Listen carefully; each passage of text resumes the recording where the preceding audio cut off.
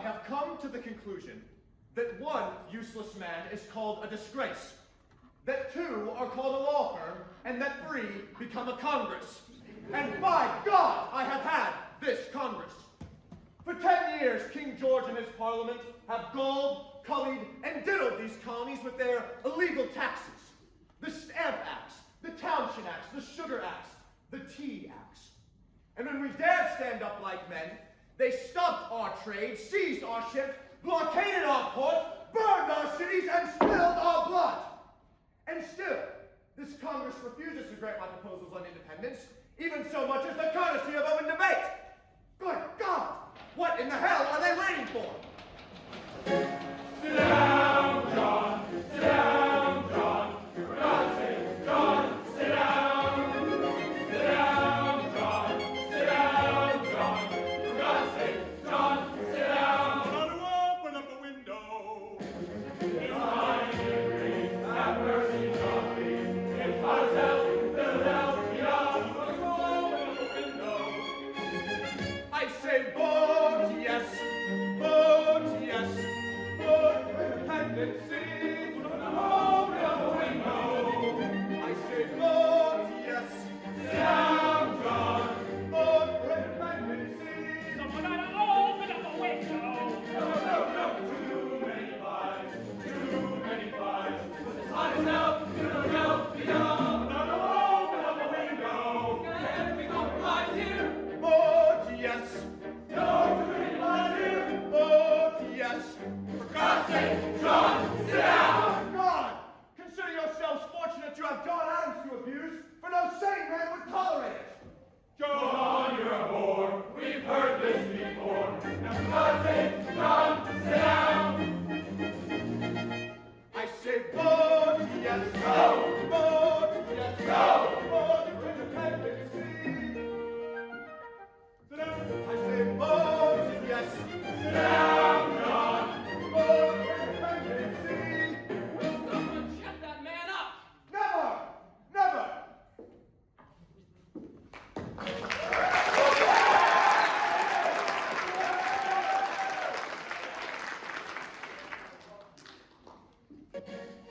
Good God! A whole year they've been sitting here. A year doing nothing. I do believe you've made a curse on North America. A curse that we here now rehearse in Philadelphia. A second flood of simple famine plagues of locusts everywhere. For a cataclysmic earthquake, I accept with some despair. But no, you've sent us Congress.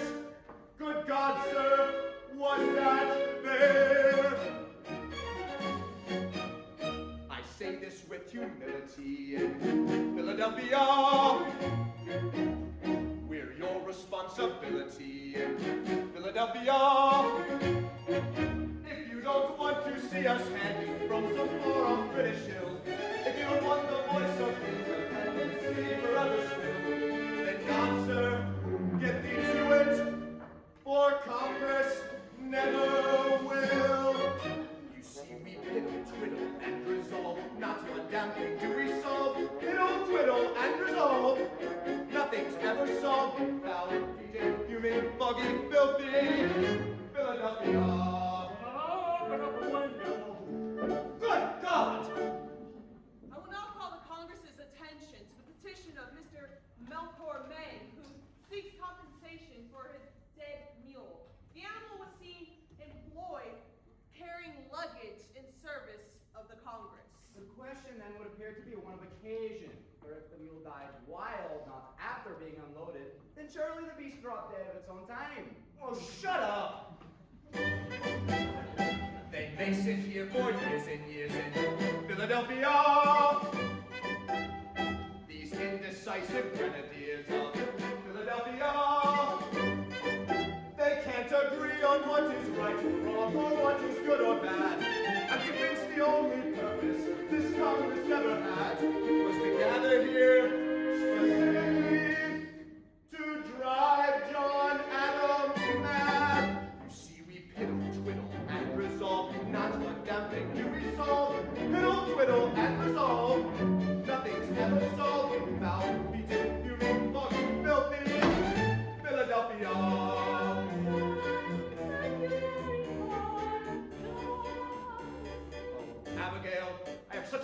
knock heads together. I know, my dearest, I know. But that's because we make everything so complicated. It's all quite simple, really. Tell the Congress to declare independence. Then sign your name, get out of there, and hurry up to me.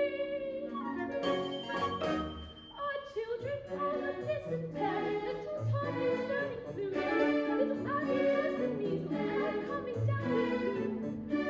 They say we might get smallpox. Madam, what else is new? Abigail, in my last letter I sent you, I told you that King George has collected 12,000 German mercenaries to send against us. I asked you to gather the ladies to make salt. Have you done as I asked? No, I'm not. Why have you not? Because you neglected to tell me how saltpeter is made. By treating sodium nitrate with potassium chloride, of course. Oh, yes, of course. And will it be done? I'm afraid we have a rather more urgent problem. More urgent, madam. There's one thing every woman's fist in Massachusetts Bay. Don't smirk at me, you egotist. Pay heed to what I say. We have gone from folly to lust, and we cannot find it. Don't you know there's a war on? Each trade is a threat. Well, we will not make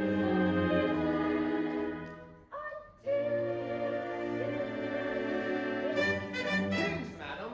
Saltpeter. Piddle. Saltpeter. Piddle. Saltpeter. Piddle. Peter. Piddle. Peter. Pig. Peter. Pig. Peter. Pig. Done, madam. Done. Done, John. Hurry home, John. As soon as I'm able. Don't stop writing. It's all I have left. Every day, my dearest.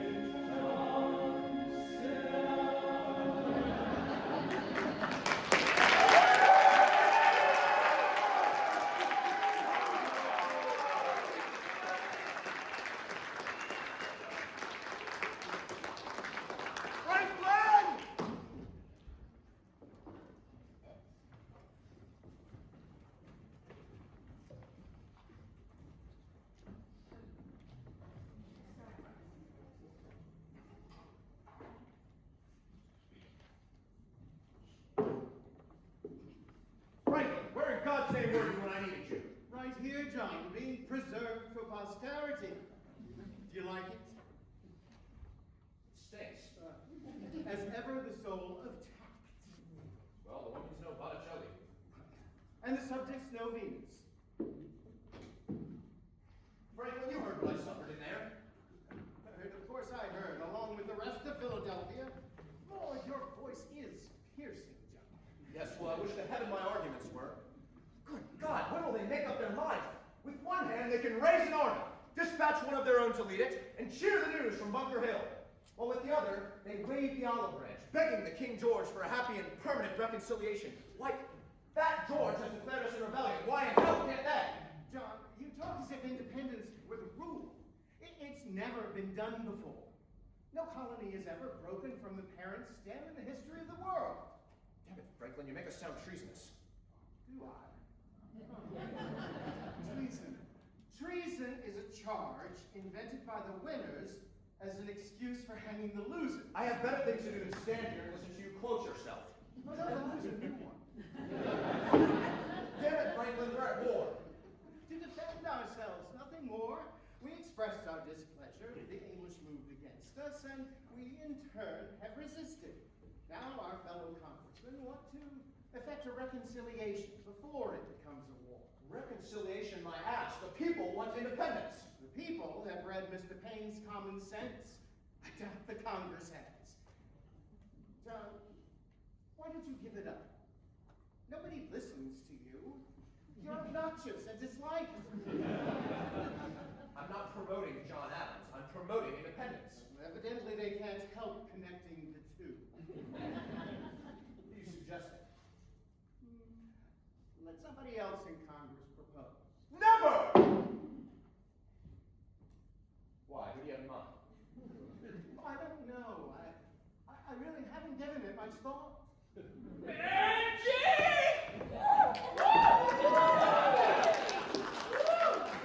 You called for me?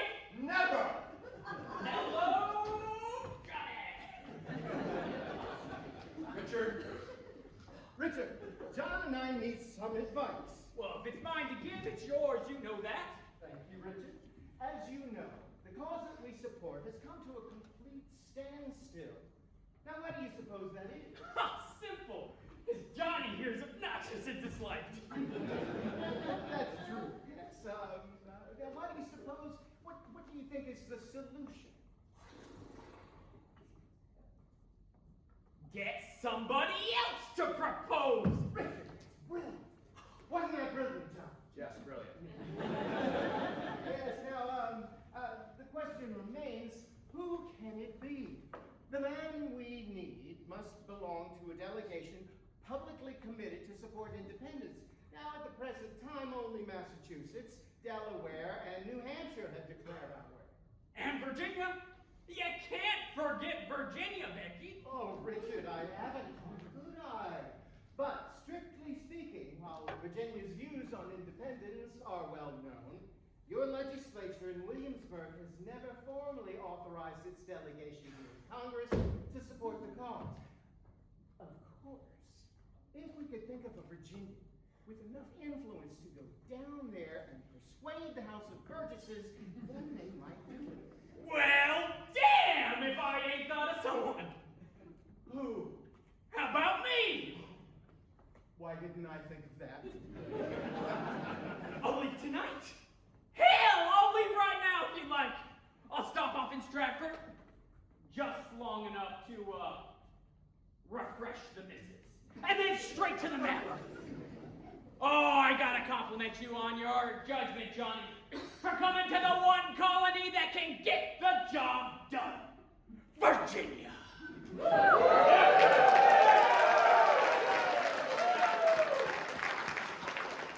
Yes, the colony that gave us our glorious commander-in-chief, George Washington, will now give the continent its proposal on independence. And when Virginia proposes, the South is sure to follow. And when the South goes, the middle colonies go. Gentlemen, a salute to Virginia, the mother of American independence. Incredible. We're free and he hasn't even left yet. Yeah. What makes you so sure you can even do it? My name is Richard Henry Lee. Virginia is my home. My name is Richard Henry Lee. Virginia is my home. And then my horse's journey will, if I can deliver to you a resolution on independence, for I am in the southern colony of Virginia.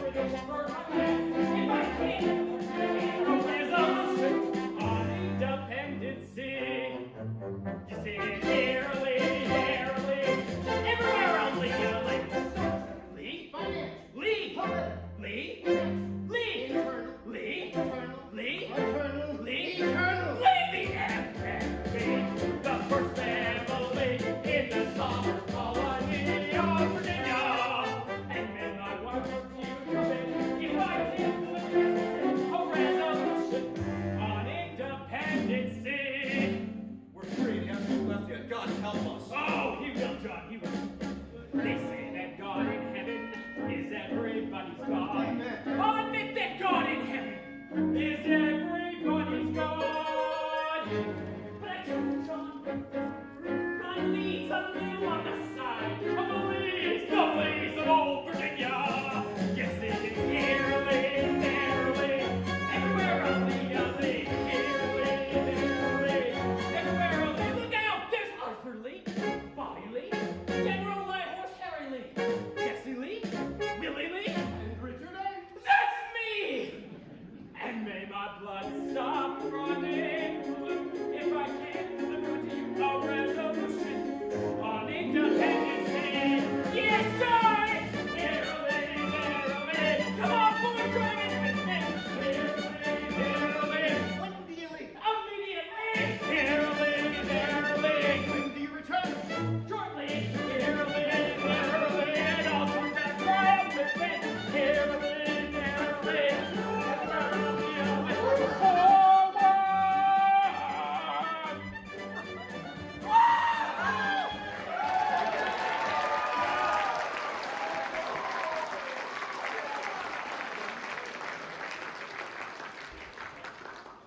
That was the most revolting display I have ever witnessed. Oh, they're a warm-blooded people, Virginian. Not him, Franklin, you! You and your infernal obsession for deviousness. If you just come right now, out and asked him, he would have been gone half an hour ago. Oh, cheer up, John. At this very moment, our cause is again riding high, sitting straight in the saddle, in full gallop for Virginia. And our women are serene, full bosom. Full bosom? Full bosom, Benji. Everyone a queen. 'Cause they are leaves, damn it! The leaves of old Virginia. This is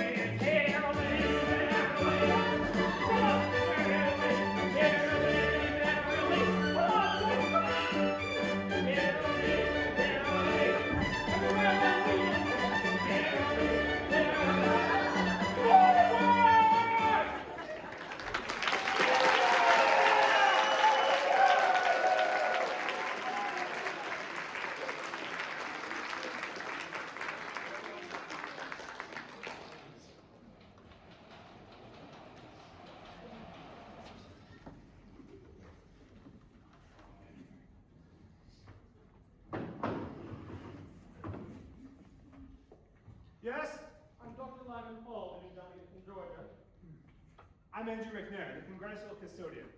If you'll be needing anything at all, just shout out, McNair!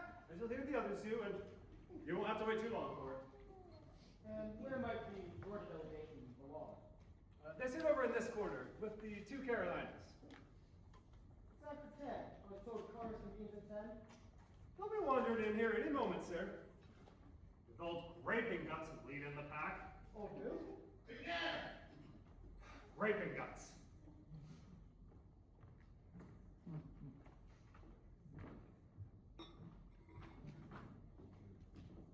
Makes me a Monologue. Mr. Hopkins, you'll be pleased to meet Dr. Lyman. I don't need a doctor. New delegate from Georgia! Why? Didn't you say so? I'm Steve Hopkins, old delegate from Rhode Island. McNair, 2 mugs of rum. I fear it's a little early in the day for that. Nonsense! It's a medicinal fact that rum gets a man's heart started in the morning. Surprised you didn't know it. And speaking as the oldest man in the Congress. Benjamin Franklin's older by almost a year. Rum! Tell me, Dr. Hall, where does Georgia stand on the question of independence?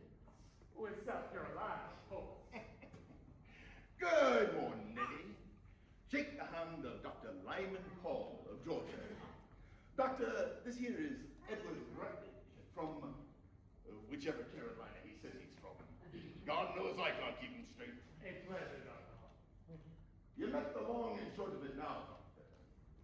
Nettie is only 26. He's the youngest of us. Well, except Ben Franklin. McNair!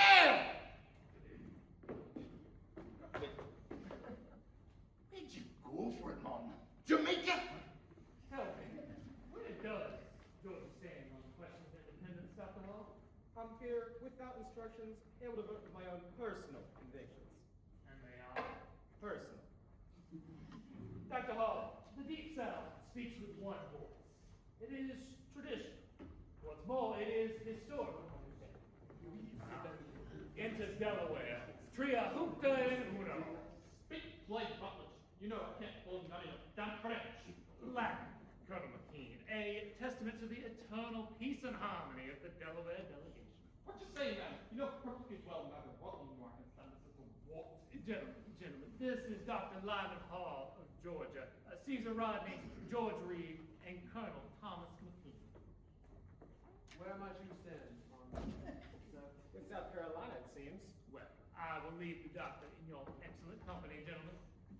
Tell me, sir, do we the doctor of medicine or one of the other? Both, Mr. Rodney. Which one can be of service? By all means, the physician service. Then we shall. I'll call at your convenience. Ah, Caesar! I just want you done converting the format get independency to let the opposition have a crack at them. You're too late, John. Once I got him, they're gone. Dr. Lyman Hall, Georgia. Mr. John Dickinson, Pennsylvania. Honor, sir. Yes, sir. Get out of my way, please. Good morning, all. My God, do you have the honor of being Dr. Benjamin Franklin? Yes, I have that honor. Unfortunately, the gout accompanies that honor. Been living a little too rich again, eh, Pappy? Stephen, I wish King George felt like my big toe all over. McNair, make a pillow, and 2 months of room. All right, Franklin, where's that idiot leave? Is he back yet? I don't see him. Softly, John, your voice is hurting my throat. One more day, Franklin. That's how long I'll remain silent, and not a minute longer. That strutting popinjay was so damn sure of himself. He's had time to ring back 12 proposals by now. Tell me, James, how do you explain this strange monument of quietude that Congress has been subjected to these past 30 days? Has the ill wind of independence finally blown itself out? Well, if you I ask must me. confess, 30 days free of New England noise is much more fair than anything a month in the country. What did you say, Joe? I think. Mr. Adams, do pray look for your voice, sir. I'm sure we could all use the entertainment of this Congress. Congratulations, John. You've just made your greatest contribution to independence. You kept your flap shut. One more day, Franklin. Gentlemen, the usual morning festivities have concluded. I will now call the Congress to order.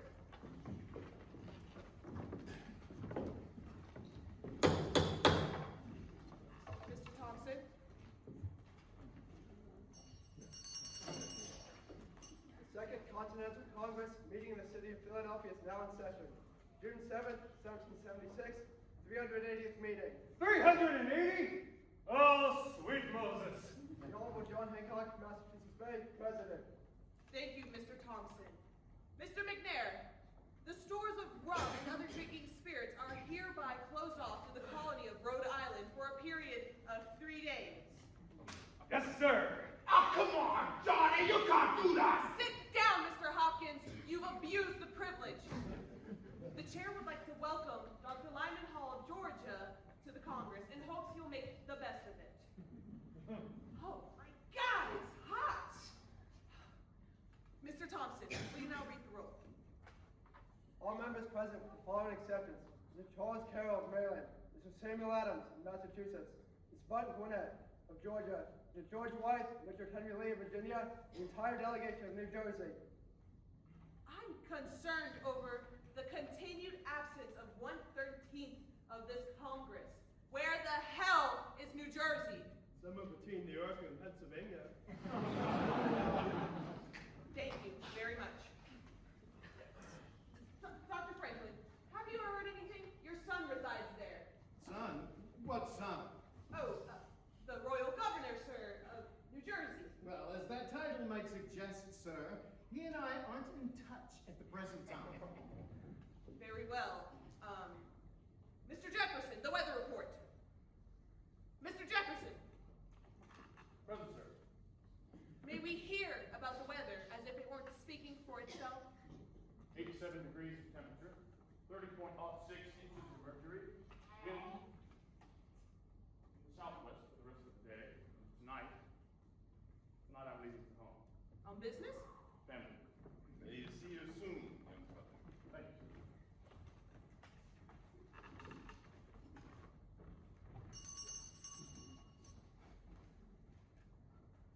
From the Commander, Army of the United Colonies in New York, dispatch number 1137.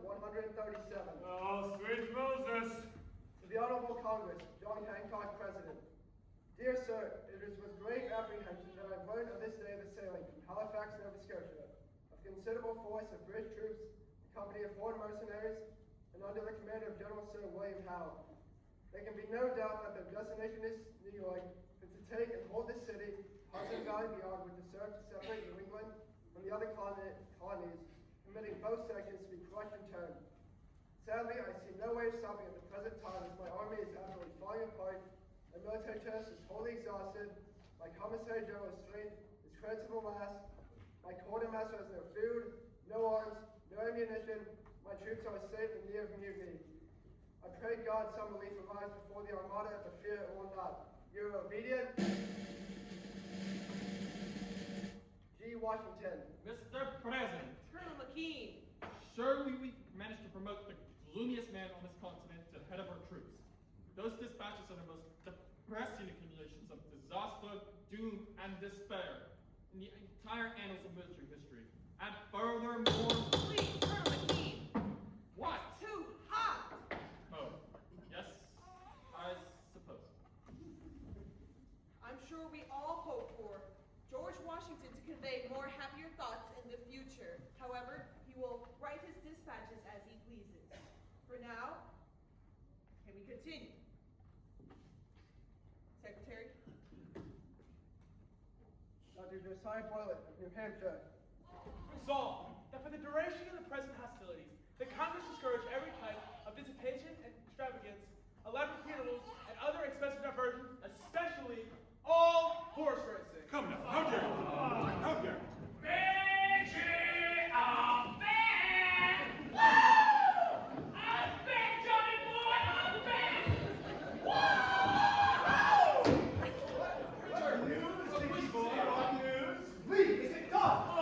First things first.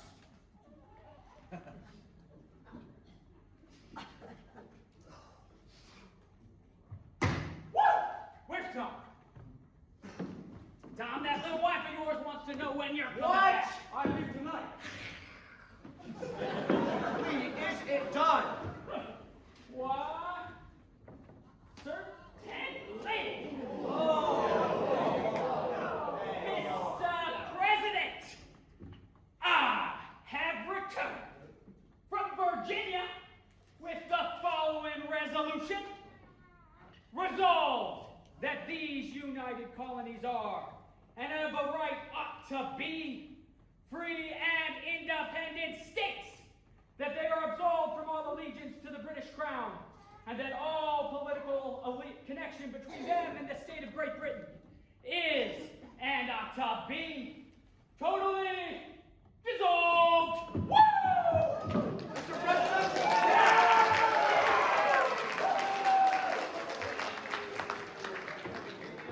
Massachusetts seconds the proposal. The resolution has been proposed and seconded. The chair will now entertain debate. Mr. President, Pennsylvania moves that any motion in favor of independence must be postponed. I second the motion. Judge Wilson, in your eagerness to be loved, you seem to have forgotten that Pennsylvania cannot second its own motion. Delaware seconds. You what the little weasel? Sit down, both of you. Now, Mr. Thompson.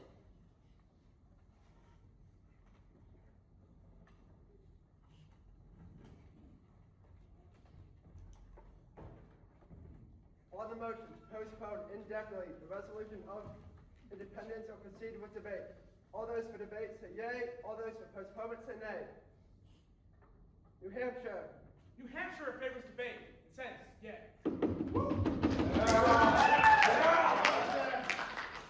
Hampshire says yea. Massachusetts. Massachusetts, having borne the brunt of the king's tyranny. Yes, I said tyranny. Massachusetts now and forever says yay. Massachusetts says yea. Rhode Island. Hopkins. Where's Rhode Island? Rhode Island is out visiting the necessary. After what Rhode Island's consumed, I can't say I'm surprised. We'll get back to him. Mr. Secretary? Rhode Island passes. Connecticut. While Connecticut has, until now, been against this proposal, our legislatures have instructed me that in the event it is introduced by any colony outside of New England, Connecticut cannot any longer withhold its support. Connecticut says yay. Connecticut says yay. New York. Mr. Secretary, New York abstains courteously. New York abstains. Courteously. New Jersey. Absent, Mr. Secretary. Yes. Pennsylvania. Pennsylvania, for the 24th time, votes nay. Oh, Delaware. Delaware, as ever, for independence, says yay. Maryland. Maryland would welcome independence if it were given, but is highly skeptical that it can be taken. Maryland says nay. Virginia. Virginia, the first colony.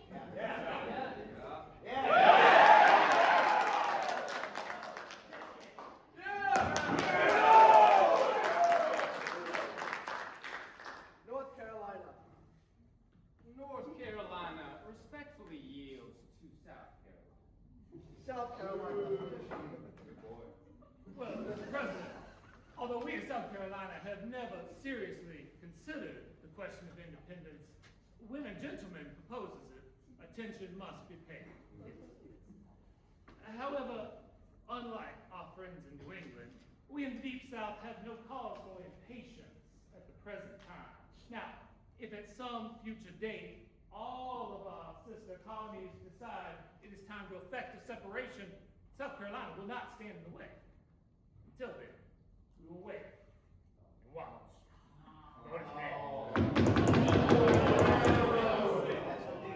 South Carolina must stay. North Carolina. Must stay. Yes, Mr. Hughes, we know. Georgia. Georgia seems to be split down the middle on this issue. People are against it, and I'm for it. But I'm not yet certain whether representing the people is relying on their judgment or that of my own. Until I can figure that out, I better lean a little towards their side. Georgia says nay. stupid state. Georgia says nay. Rhode Island. Second call. Rhode Island. Hold your time, horses. We're waiting on you, Mr. Hopkins. Won't kill you.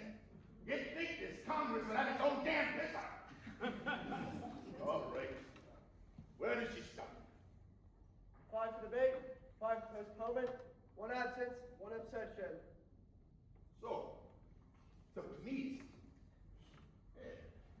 I'll tell you, in all my years, I've never heard, seen, nor smelled an issue that was so dangerous it couldn't be talked about.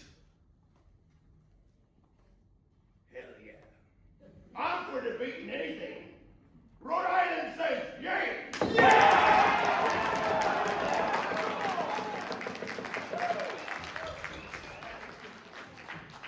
McDan, get Mr. Hopkins a rum!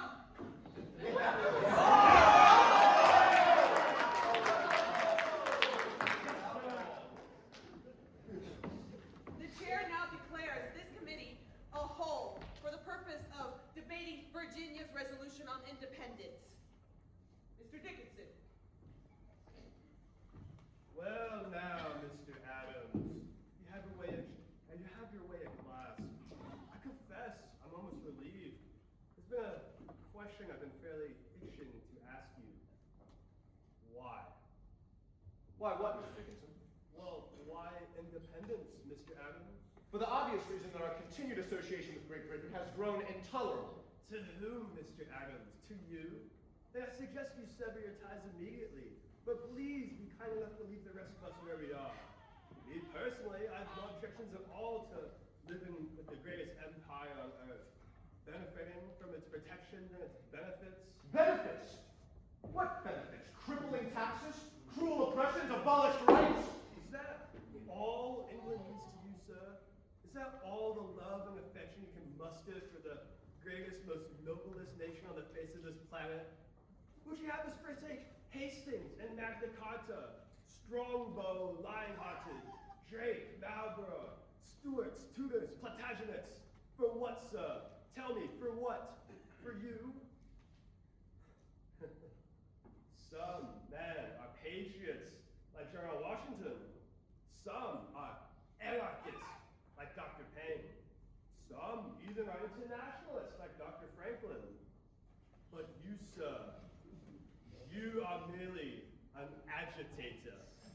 Disturbing the peace, disrupting the public welfare for what?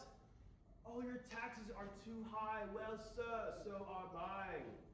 Come, Mr. Adams. If you have grievances, and I'm sure you do, there must be a simpler means of redressing them, short of revolution. That is what he wants. Nothing less will satisfy him. Violence, rebellion, treason. Now, sir, are these the acts of Englishmen? Oh, not Englishmen, Dickinson. Americans! Englishmen! Please, Mr. Jefferson, but must you start banging? How's a man to sleep? Dr. Franklin, must you start speaking? How's a man to stay awake?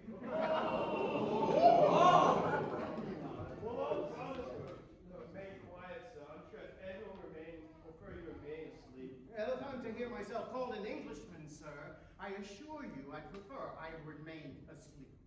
What's so wrong about being called an Englishman? The English don't seem to mind it. Nor would I, were I given the full rights of an Englishman. But to call me one without those rights is like calling an ox a bull. He's thankful for the honor, but would much rather have restored what's rightfully his. When did you first notice they were missing, sir? Fortunately, Dr. Franklin, the people of these colonies have a much higher regard for their mother country. Certainly higher than she has for them. Never has such a valuable possession been so stupidly and recklessly managed than this entire continent by the British Crown. Our industry discouraged, our resources pillaged. And worst of all, our very character stifled. We've spawned a new race here. Rougher, simpler, more violent, more enterprising, and less refined. We're a new nationality, Mr. Dickinson. We require a new nation. That may be your opinion, Dr. Franklin, but as I said, the people feel quite differently. The people? What do you know about the people, Dickinson? You don't speak for the people. You represent only yourself.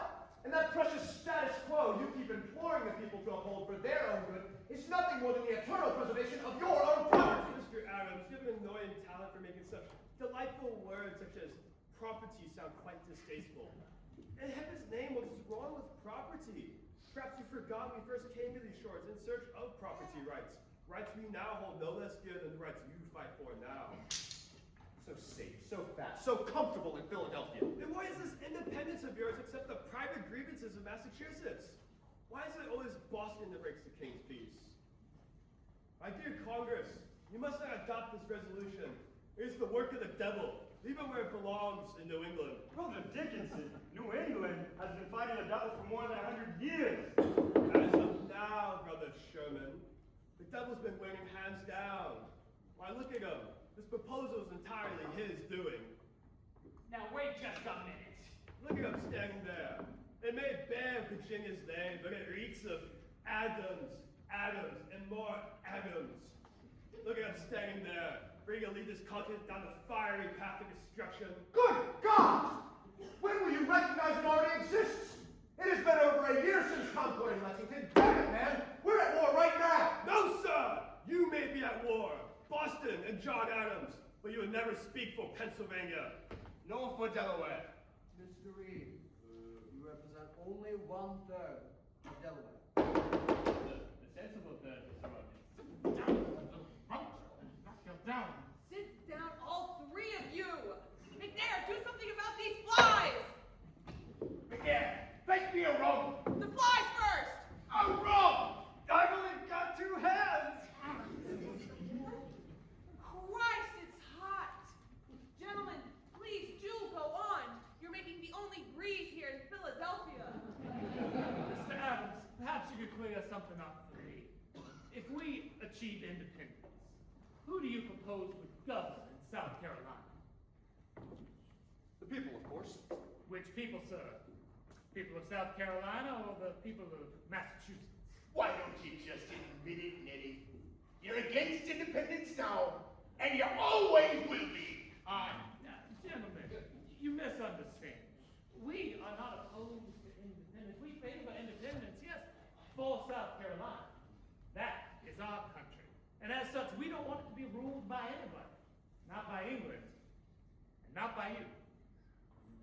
We intend to be one nation, Rutledge. A nation of sovereign states, united for our mutual protection, but independent, free to pursue our independent pursuits. That is what we have understood it to be, and that is what we will support, as soon as everyone supports. There you are, Mr. Adams. You must see that we need time to make certain who we are and where we stand in regards to one another. For if we do not understand this beast before we unleash it, it threatens to destroy us all. Mr. Wilson, for once in your life, take a chance. I say the time is now. It may never come again. Your clock is fast, Mr. Adams. I say we're not yet ripe for independence. Not right. Hell will run for want of it. Gentlemen, please. What in God's name is the infernal hurry? Why must this question be settled now? And what do you find wrong with now, Mr. Jason? Well, General Washington is in the field, and if he is defeated, as it now appears, we'll be inviting the hangman. But if by some miracle he should actually win, we can declare anything we damn please. The sentiments of North Carolina precisely. Has it ever occurred to either of you that an army needs something to fight for in order to win? A cause? A purpose? A flag of its own? Mr. Adams, how can a nation of only 2 million souls stand against an empire of 10 million? Think of it. 10 million. How do we compensate for that shortage? Simple, Mr. Chase. Increase and multiply. We will more than compensate with spirit. There is a spirit out there with the people that is sadly lacking in this Congress. My God, yes, of course, that was spirit. Why didn't I think of that? No army, no navy, no arms, no ammunition, no treasury, no friends. Mr. Hopkins, Mr. Lee, Colonel McKean, Dr. Franklin, why did you join this incendiary little man, this Boston radical, this demagogue, this madman? Are you calling me a madman? You fribble? You Pennsylvania proprietors, you cool, considerate men. You stick to the rear on every issue so that if we should go under, you'll still remain afloat. Are you calling me a coward? Yes, coward. Madman? Landlord. Lawyer? Lack of God!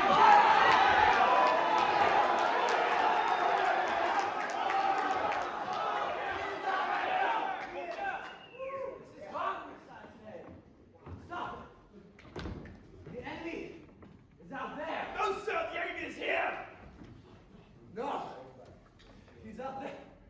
England. Cutting off our head. No time. Go back. Thomas! Caesar! Dr. Hall. Colonel King. Hi. It's Dickinson. You should go home. Yes, man. Die in his own bed. Die. I'm here, Caesar. I leave you a divided Delaware. I'm sorry. I'll take you home, Caesar. I'll be back within the week.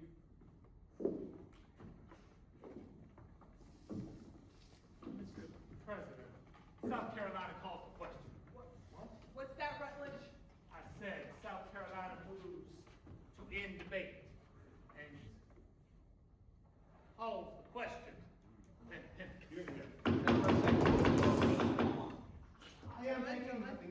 question has been called and seconded.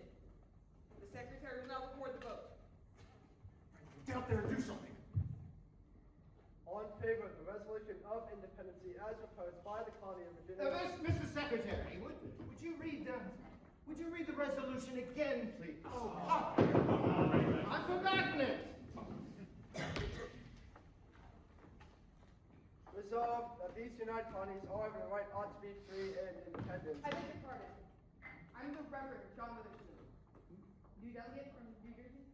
Dr. Franklin, I hate to be the bearer of unhappy tidings, but your son, the Royal Governor of New Jersey, has been taken prisoner and is being moved under guard to the colony of Connecticut for safety. Is he unharmed, sir? The last I heard, yes, he was, sir. Well, then why the long face? I hear Connecticut is an excellent location. Tell me, why'd they arrest the little bastard? Oh, well, you see, our legislator has recalled the old delegation. Quickly, man. Where do you stand on independence? Haven't I made that clear? No. Oh, well, I suppose I haven't. You see, that was the reason for the change. We've been instructed to vote for independence. Mr. President, Massachusetts votes to move on independence and reminds the chair of its privilege to decide all votes which are deadlocked. Don't forget, Mr. Adams. The chair would like to welcome the Reverend Withered Spoon and appoint him as Congressional chaplain if he wishes to accept the post. With much pleasure, sir. Very well, very well. Mr. Thompson, you may now record the vote on independence. All in favor of the resolution of independency as proposed by Mr. the President, colony. Pennsylvania moves that any motion in favor of independence must be unanimous. No votes ever have to be unanimous, damn it! Yes, but this one must. On what grounds? So that no colony be torn from a mother country without your own consent. It'll never be unanimous, damn it! You say so, Mr. Adams. It has been moved and seconded that any resolution on independence must be unanimous in order to carry. All for it, signify by saying yea. Yea. Colony say yea. All opposed say nay. Nay. Colony say nay. Mr. Secretary, New York abstains courteously. Mr. Morris, why does New York constantly abstain? Why doesn't New York just stay in New York? Very well. The vote is tied. That being said, the principles of independence have no greater advocate in this Congress than its president itself. That is why I must join those who vote for unanimity. What? What are you doing, John? You sunk us! Hear me out, hear me out. Don't you see that any colony who opposes independence will be on the side to fight England? That will be setting brother against brother? That our new nation will have the mark of emblem of Cain? It's not sensible, John. It's either we walk together or together we walk away. Very well. Proceed, Mr. Thompson. The unanimous vote being necessary in order to carry. All opposed. Mr. President! For heaven's sake, can I get through at once? Massachusetts moves for a postponement. A postponement? I wish you were the same like I had with it. Mr. Adams is right. We need a postponement. On what grounds? On what grounds? How can this Congress vote on independence without some sort of written declaration defining it? What sort of declaration? A listing for the reasons for our separation and our aims and goals and so on and so forth, etc., etc. Ditto. But we know that, don't we? Oh, God, yes, we know that. But what about the rest of the world? Certainly we require the aid of a powerful nation like France or Spain, and such a declaration is consistent with European delicacy. Come down, Mr. Adams. You'll have to do better than that. Answer straight. What would be its purpose? Yes, well, I would say that To place before mankind the common sense of the subject in terms so plain and firm as to command their assent. Mr. Jefferson. Correct me if I'm wrong. Are you suggesting that we make a document telling the entire rebellion is in fact a legal one? Why, Mr. Dickinson, I'm surprised at you. You should know that any rebellion is legal in the first person, such as our rebellion. It's only in the third person, their rebellion, that it is illegal. Mr. President, I second the motion to postpone the vote on independence for a period of time for the writing of a declaration. Moved and seconded. Mrs. Secretary. All in favor of the motion to postpone, say nay. Yay? Yay! All opposed, say nay. Nay! Mr. Secretary, New York abstains courteously. Mr. Morris. What the hell goes on in New York? I'm sorry, Mr. President, but the simple fact is that our legislature has never sent up explicit instructions on anything. Never. That's impossible. Have you ever been present at a meeting of the New York legislature? They all speak very fast and very loud, and nobody listens to anything anybody else says, with the result that nothing gets done.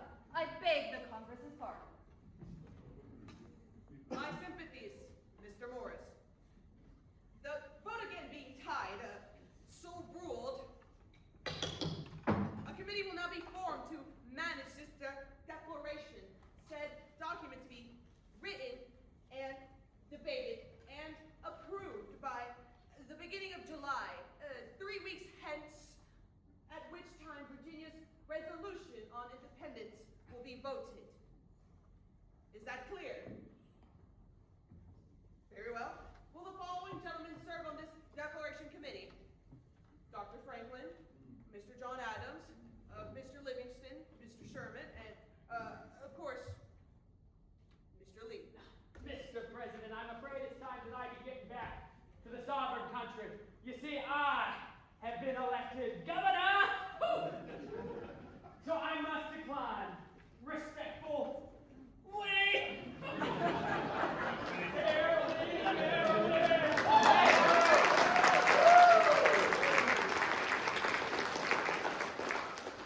Very well. I suppose we could leave it a four-man committee. Just a moment, Mr. President. This business needs a Virginian. Therefore, I propose a replacement. Mr. Thomas Jefferson. No, Mr. Adams, no. Mr. Adams, that's a great idea. Mr. Jefferson will be on the committee. No, I'm Move to adjourn. To my Second. wife. No, Dr. Franklin. It has been moved and seconded. Any objections? Yes, I have objections. I have lots of objections. If there are no objections, then...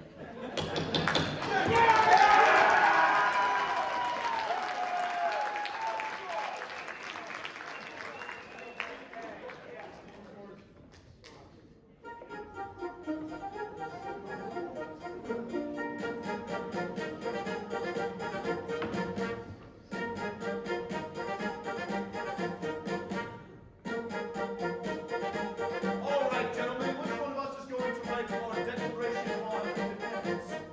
Mr. Adams, I say you should. Is that so? Well, if I'm the one to do it, they'll run their group and do it. I'm obnoxious and disliked, you know that, sir. Yes, I do. Then I say you should write it, Franklin. Yes, you. Hell no. Yes, you, Dr. Franklin. You. Mr. Adams, and I run for politics on paper, it's a mania. So I refuse to use their opinions Pennsylvania, Pennsylvania, refuse to use the pen.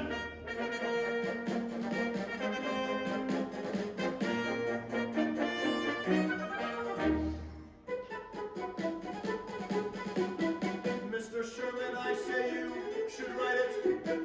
You were never controversial, as it were. That is true. Whereas if I'm the one to do it, they'll run their group and do it. I'm obnoxious and disliked, you know that, sir. Yes, I do. Then I say you should write it, Roger. Yes, you. No. Yes, you, Roger Sherman.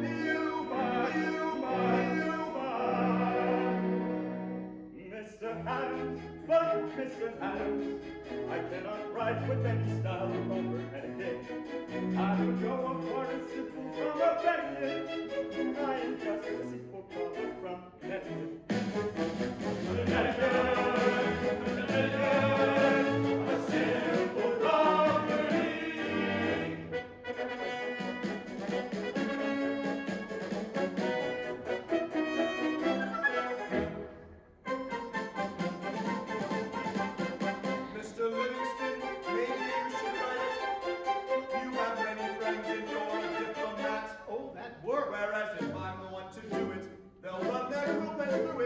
of practice and dislike. Did you know that? I hadn't heard. Then I say you should write it, Robert. Yes, you.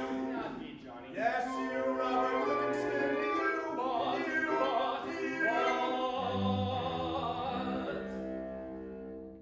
Mr. Adams, dear Mr. Adams, I've been presented with the news of my little before. So I am going home to celebrate the holiday with all the Livingstons together back in old New York. New York, New York, Livingston's going to pop a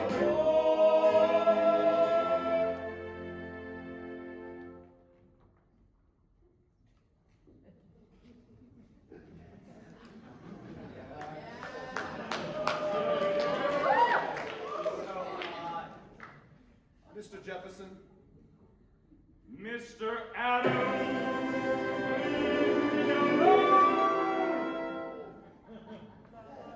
Mr. Jefferson. Mr. Adams, I have not seen my wife in 6 months, I beg you. And we solemnly declare we will preserve our liberties, being with one mind resolved to die free men, rather than to live as slaves. Thomas Jefferson, 1775, on the necessity of taking up arms, magnificent. You write 10 times better than any man in this Congress, including me. For a man of only 33 years, you have a happy talent for composition and remarkable felicity of expression. Now, will you be a patriot or a lover?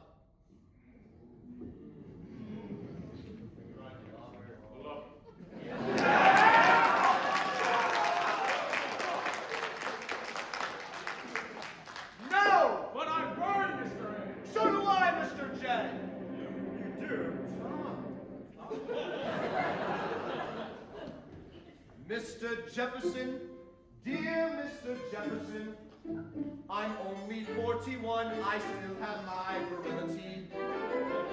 And I can romp through Cupid's grove with great agility. But life is more than sexual combustibility. Combustibility, combustibility. Quiet! You will write it, Mr. J. Who will make me, Mr. A? I.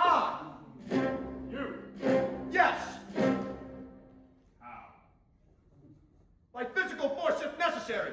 It's your duty, damn it, it's your duty. Mr. Adams? Damn you, Mr. Adams? You're obnoxious and dislike that cannot be done. Once again you stand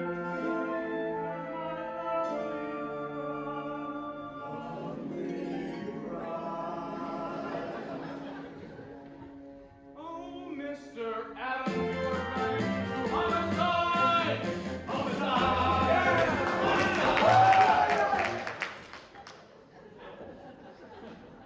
The choice is yours, Mr. J. Do as you like with it.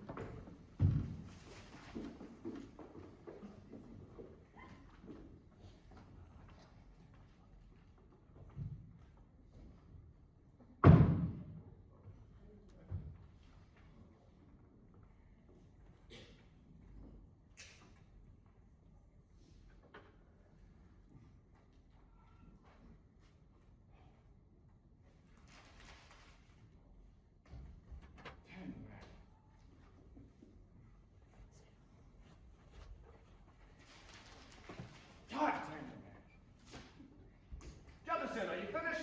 You've had over a week. Can I see it?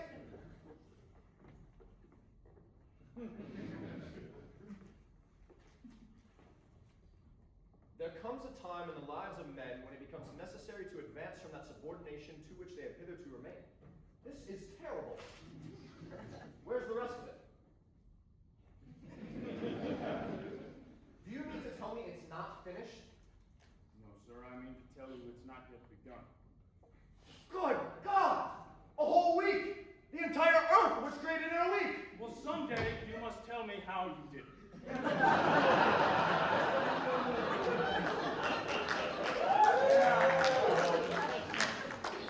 Disgusting! Look at him, Franklin, Virginia's most famous lover. Virginia abstains. Cheer up, Jefferson. Get out of the dumps. It'll turn out all right, I promise. Now, get back to work. Franklin, tell him to get back to work.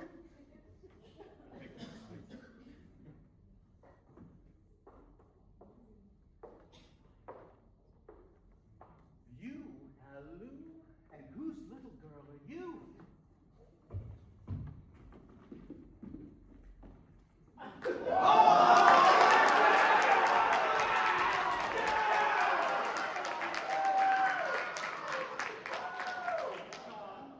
John, who is she? His wife. I hope.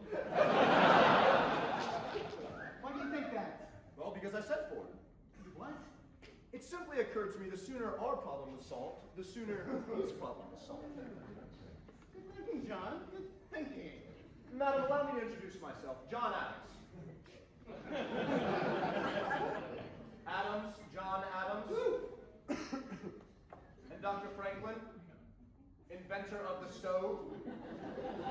Jefferson, would you kindly present me to your wife? She is your wife, isn't she? Of course she is. Look how they fit. Come along, John. Come along. Come along where?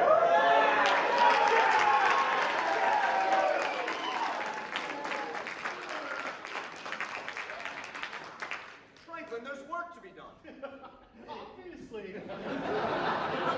Good God, you mean they're going to, in the middle of the afternoon? Not everybody's from Boston, John. Incredible. Well, good night, John. Franklin, have you eaten? Not yet, but Well, I hear the turkey's fresh down at the bunch of grapes. John, I have a rendezvous. I'd ask you along, but talking makes her nervous. Oh, Abigail. Very lonely, Abigail. Are you, John? Then as long as you were sitting for wives, why did you send for your own? Don't be unreasonable, Abigail. No, I'm reasonable. Add that to your list. List? Catalog of my faults included in the last letter. They were fondly intended, madam. That I play cards better. A compliment. That my nostrils crooked. An endearment. That I read, write, and think too much. An irony. Well, there I'm afraid you have me, madam. You are pitching good. Come with Philadelphia, Abigail. Please come. Thank you, John. You want to? Now it's not possible now. The children have the measles. Yes, so you wrote. Tom and Lola. Only now it's Quincy and Charles too. And the farm and Brazier appear to be failing. The chickens and geese and all gone. And the apples that are by the lake farm. I wonder how she managed it. Winters are softer in Virginia. Fit for Virginians, madam, but pale, puny things beside New England girls. Thank you for that. How goes it with you, Abby? Not at all.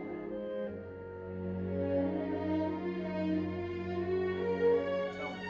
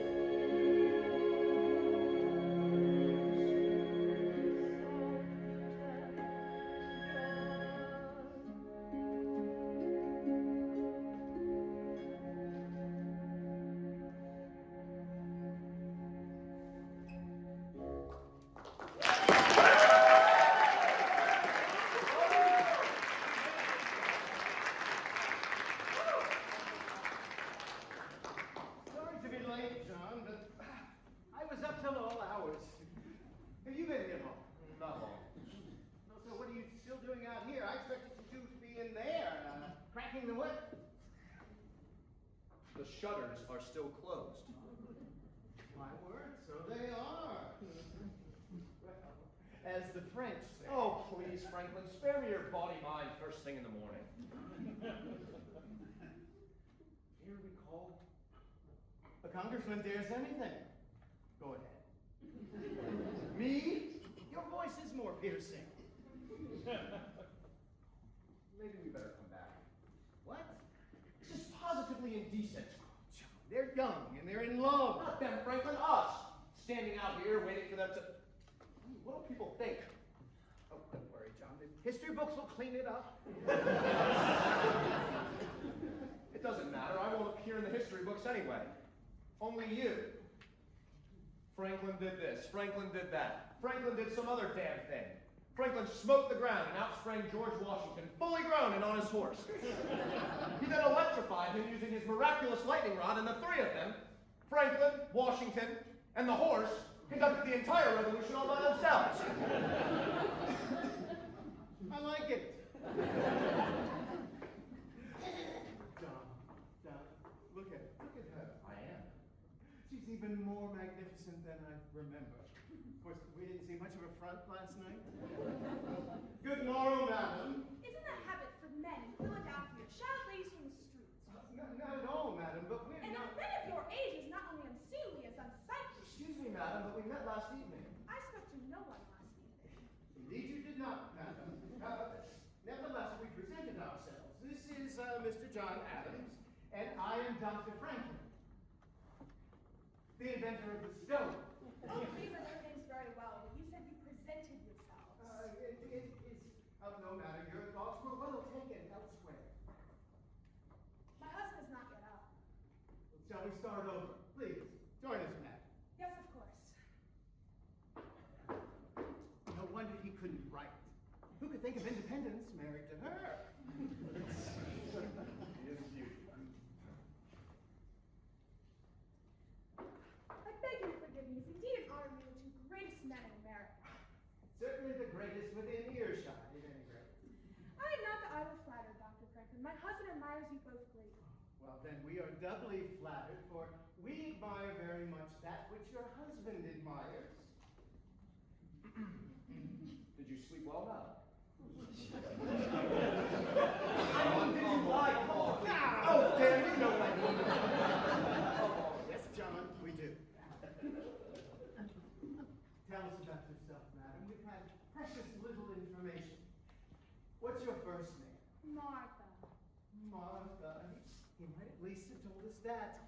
I'm afraid your husband doesn't say very much. He's the most silent man in Congress. I've never heard him utter 3 sentences together. Not everybody's a talker, John. It's true, you know. Tom is not a talker. Oh, he never speaks his passions, he never speaks his views, whereas other men speak more news than in truth, I can't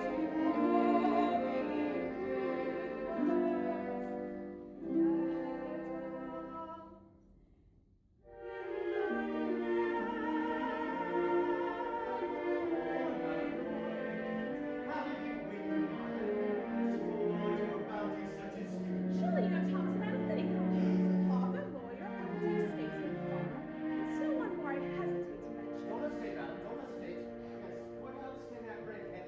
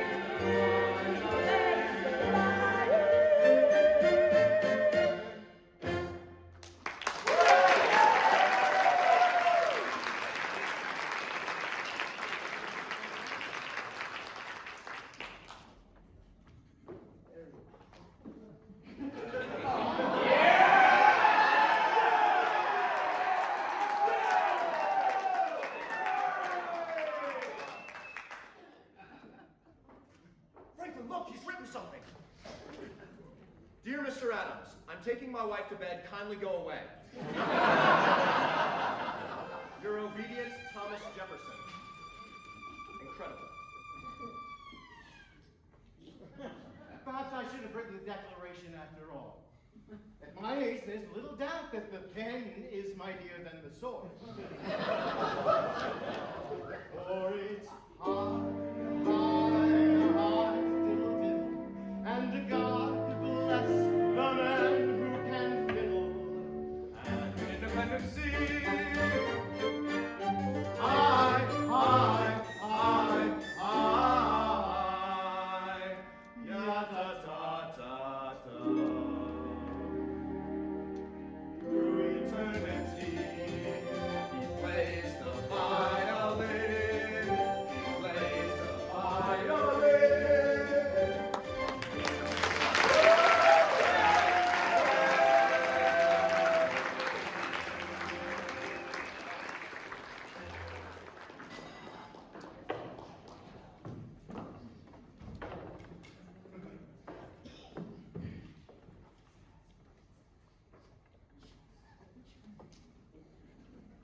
And what follows is complete and up-to-date list of the committees of this Congress now sitting, about to sit, or just having sat.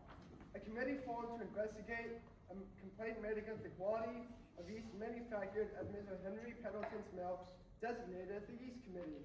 A committee formed to consider the most effective method of dealing with spies, designated as the Spies Committee. A committee formed to think, have to do, but in any case to gather, to meet, to confer, to talk, even perhaps to resolve that each rifle regiment be allowed at least one drum and one fife attached to each company, designated as the Drum and Fife Committee. Look at it, A committee Doctor. formed to- Democracy. What Plato called a charming form of government, full of variety and disorder. I never knew Plato had ever been to Philadelphia. There. Open that damn window. Hey, I want to show you some cards that I've had printed up. It ought to save everybody here a whole lot of time and effort, considering the epidemic of bad disposition that's been going on around here lately. Here, my hands ain't working. Hold on.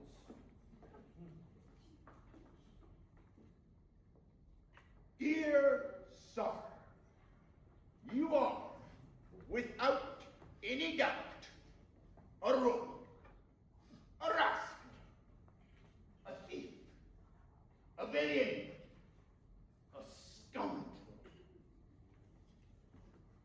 and a mean, dirty, stinking, sniveling, sneaking, pimping, pocket-picking, thrice double-damned, no good son of a bitch. And then you sign your name.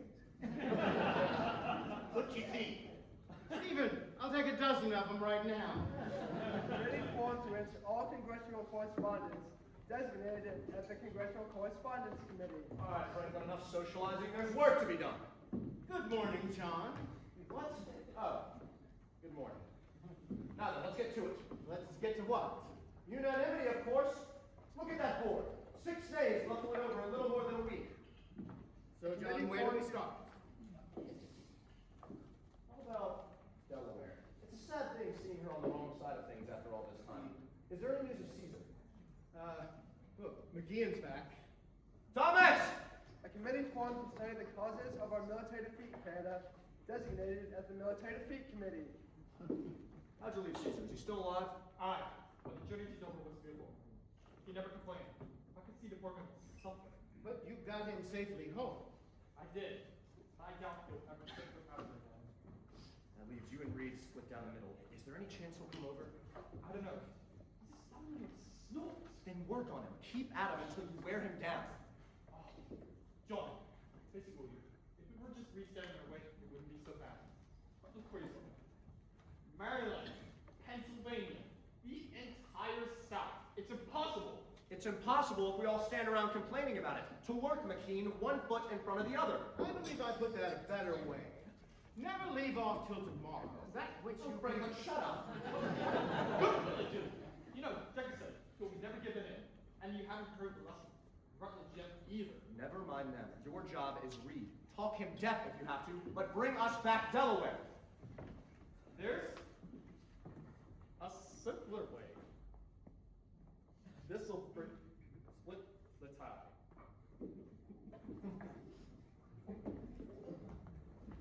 All right, John, who's next? A committee formed to keep secrets designated as the Secrets Committee. How about Pennsylvania and Maryland? I suggest you try to get your own house in order while I take a crack at old bacon face. God, look at him stuff himself. Ah, Mr. Chase! Mr. Chase, when are we coming to our senses? Please, Mr. Adams, not while I'm eating. Mr. Wilson, it's time for you to assert yourself. Tell me, when you were a judge, how the hell did you ever make a decision? The decisions I made were based on legality and precedence. There's no legality here, and certainly no precedence. That's because it's a new idea, you plot. We'll be setting our own precedent. No, Mr. McKee. No. Damn right. You came into this world screaming no, and you're determined to leave it the same way. Mr. Chase, this whole Congress is waiting on you. America is waiting on you. The whole world is waiting on you. What's that? Mr. Adams, leave me alone. You're wasting your time. If I thought we could win this war, I'd be at the front of your ranks. But you must know it's impossible. You've heard General Washington's dispatch. His army is falling apart. General Washington is exaggerating the situation in order to arouse this torpid Congress into action. Why, as chairman of the War Committee, I can tell you our army has never been in a better state. Never have troops been more spirited. Never have soldiers been so cheerful. Never have discipline and training been... Oh, good God!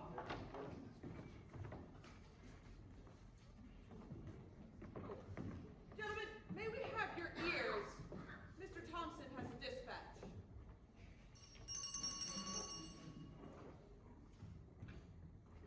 From the Commander, Army of the United Colonies in New York, dispatch number 1157. To the Honorable Congress, John Hancock, President. Dear sir, it is with the utmost despair that I must report to you the confusion and disorder that reign in every department. The Continental soldier is nothing ever seen in this or any other century. He is a misfit, ignorant of hygiene, destructive, disorderly, and totally disrespectful of rank. Only this last is understandable, as there is an incredible reek of stupidity amongst the officers. The situation is most desperate at the New Jersey training ground in New Brunswick, where every able-bodied whore in the colonies has assembled. There are constant reports of drunkenness, desertion, foul language, naked bathing in the Raritan River, and an epidemic of the French disease. I have declared the town off limits to all military personnel, with the exception of officers. I beseech the Congress to dispatch the War Committee to this place in the hope of restoring some of the order and discipline we need to survive. Your obedient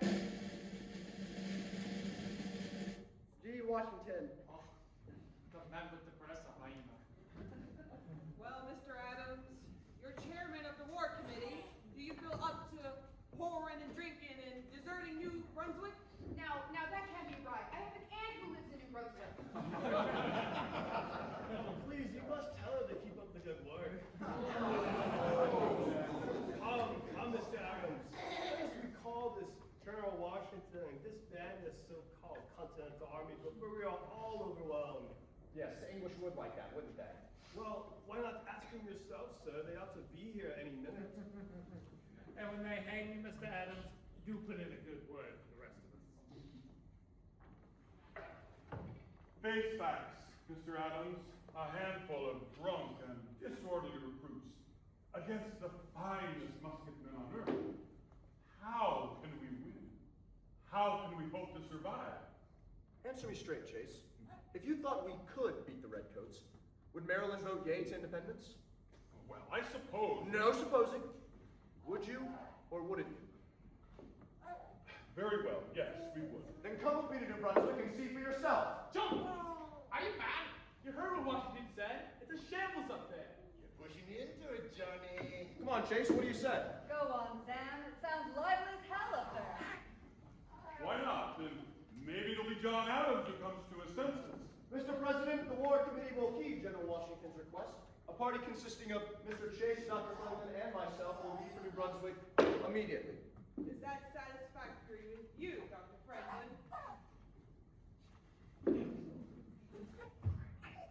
Franklin, get up! We're going to New Brunswick. What hell I am? What for? The women and the drinking.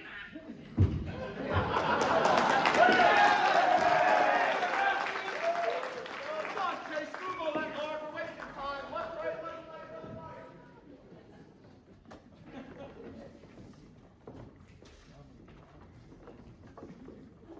Mr. McNair, all this talk of independency has left a certain foulness in the air.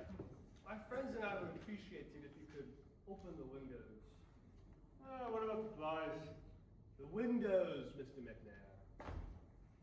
Open the windows. Close the windows. Sweet Moses!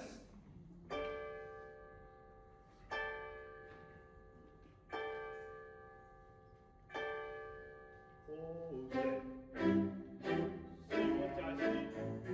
We're here in sweet serenity. We could cheer, the reason's clear. For the first time in a year, Adams isn't here. And look, the sun's in the sky.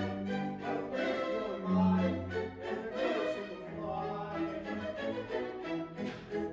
Sing Hosanna, Hosanna, Hosanna, Hosanna. We are cool.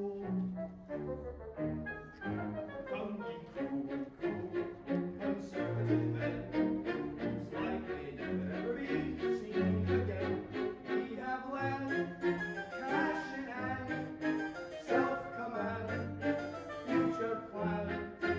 Fortune thrives, society survives, in nuclear lives, with well-endowed wives. Come sing Hosanna, Hosanna. We are cool. Come ye cool, considerate set. We'll dance together to the same duet. To the right, never to the right, never to the left, forever to the right. Letter green, be never to exceed. Regulated speed, no matter what the need. Come sing Hosanna,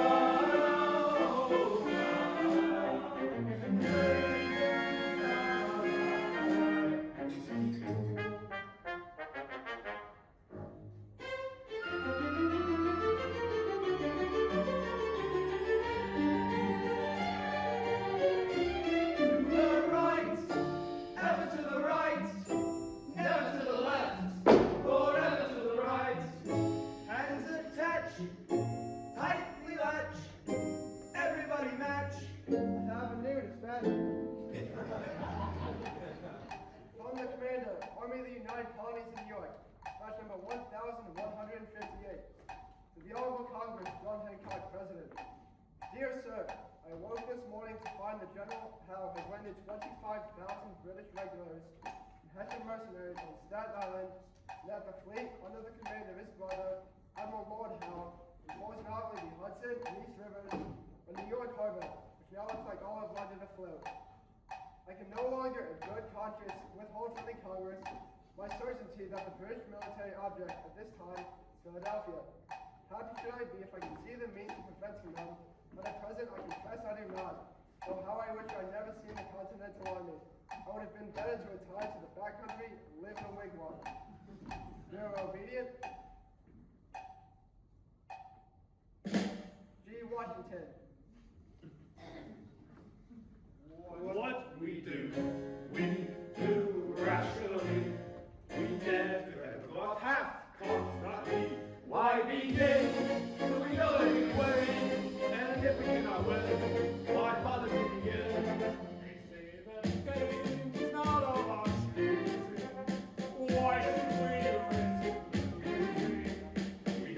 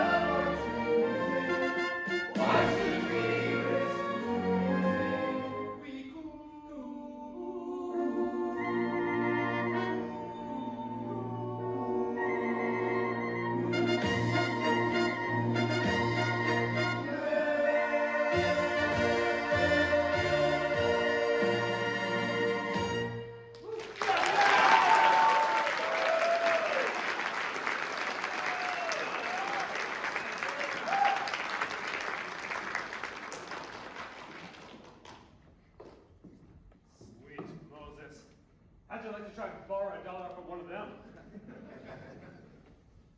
Want another rum, General? General, Lord, I ain't even a corporal.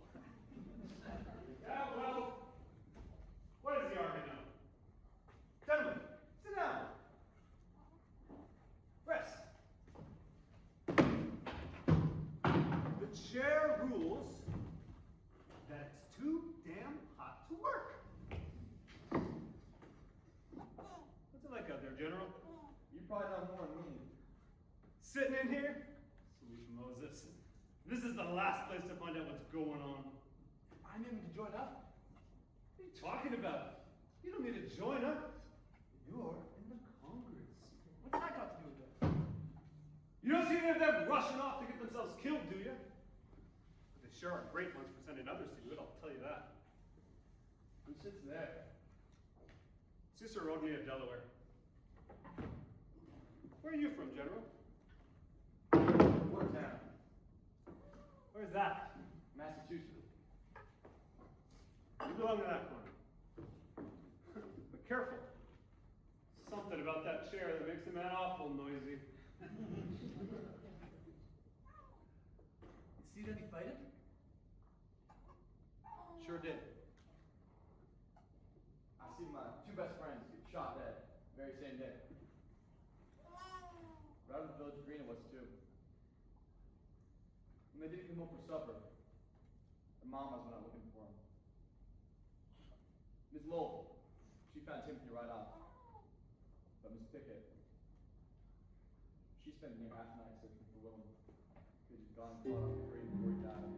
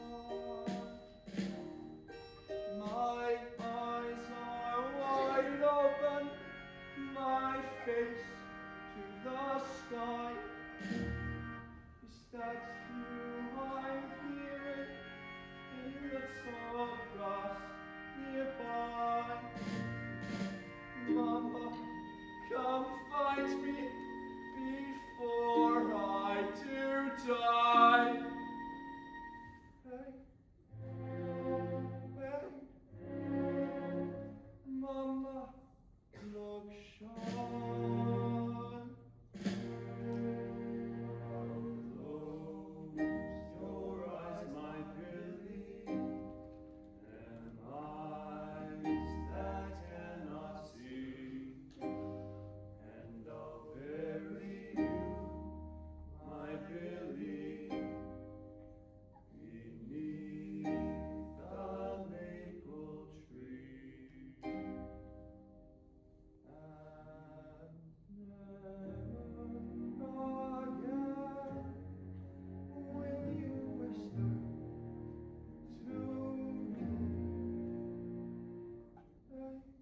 Hey. Oh, Momma. Look sharp.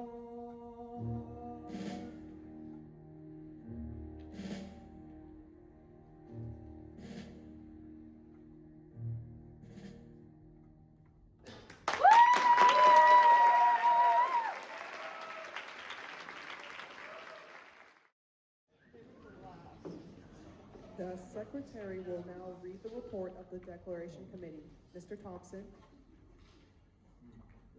Declaration by the representatives of the United States of America and General Congress assembled.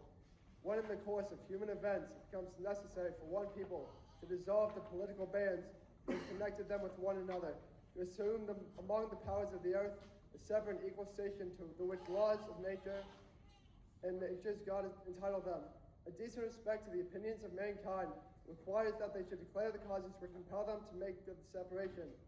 We hold these truths to be self-evident, that all men are created equal, that they are endowed by their Creator with certain unalienable rights.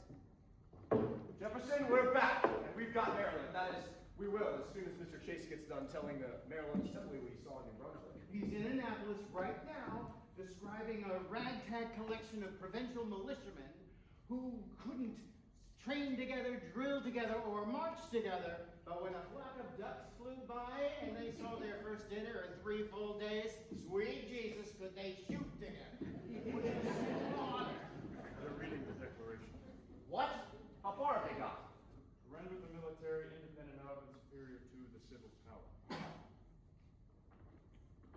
Independent of and superior to. Well, gentlemen, there's nothing to fear. It's a masterpiece. I'm to be congratulated. You for making him write it. Oh, yes, of course. It's a masterpiece, I say. They will cheer every word, every letter. I wish I felt that way. I believe I can put it better. Now then, attend, as friend to friend, our Declaration Committee. For us I seek immortality in Philadelphia City. A farmer, a lawyer, and a sage, a bit gouty in the leg. You know it's quite bizarre to think that here we are, playing midwives to an egg. Egg? What egg? America, the birth of a new nation. Only we can be sure of what kind of a bird it's going to be. Tom has a point. What sort of bird should we choose as the symbol of our new America? The eagle. The dove. The turkey. The eagle. The dove. The eagle. The eagle. The turkey. The eagle is a majestic bird. The eagle is a scavenger, a thief, and a coward, and the symbol of over 10 centuries of European mischief. And the turkey? A truly noble bird, a native of America, a source of sustenance for our settlers, an incredibly brave fellow who would not flinch at attacking an entire regiment of Englishmen single-handedly. Therefore, the national bird is going to be The eagle. the eagle. We're waiting for the chirp, chirp, chirp of an eaglet being born. Waiting for the chirp, chirp, chirp on this humid Monday morning in this Congressional incubator. God knows whose temper is hot. Hatch a stone, let alone an egg. We're waiting for the scratch, scratch, scratch of that tiny little fellow. Waiting for the egg to hatch on this humid Monday morning in this Congressional incubator. God knows the temperature's hot enough to hatch a stone. Will it hatch an egg? The Declaration will be a triumph. A triumph, I tell you. If I was ever sure of anything, I'm sure of that. A triumph. And if it's not, well, we've still still got 4 days left to think of something else. The eagle's going to crack the shell of the egg that England laid. Yes, sir, we can tell on this humid Monday morning in this Congressional incubator. And just as Tom is written, though the shell we always bring inside belongs to us. And just as Tom here is written, we say to hell with Great Britain, the eagle inside belongs to us.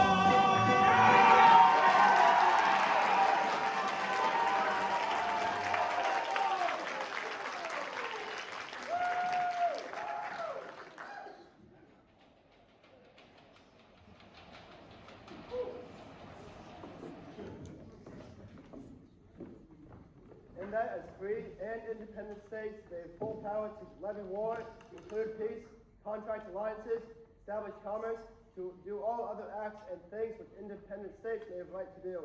And for the support of this declaration, we mutually pledge to each other our lives, our fortunes, and our sacred honor. Very well. Thank you, Mr. Thompson. The Congress has heard the Declaration Committee report. Are there anyone who wish to add any amendments, deletion, alterations? Gentlemen, please. One at a time. McNair, you better open that damn window! Whose hand did I see first? McKee. Tom, the funny paper you read in, but somewhere in it you mentioned Scottish and 4 mercenaries sent to the shores. Scottish, Tom? It's in reference to a Scottish Highland regiment that stood against us at Boston. Oh, it was more likely Germans wearing kilts to disguise their being there. I ask you to remove the word on the weight given defense to the good people. Mr. Jefferson? Thank you. Mr. President. Mr. President! The Reverend Witherspoon. Mr. Jefferson, nowhere do you mention the Supreme Being. How can we achieve a victory without his help? Therefore, I must humbly suggest the addition to the last line, with a firm alliance on the protection of divine providence.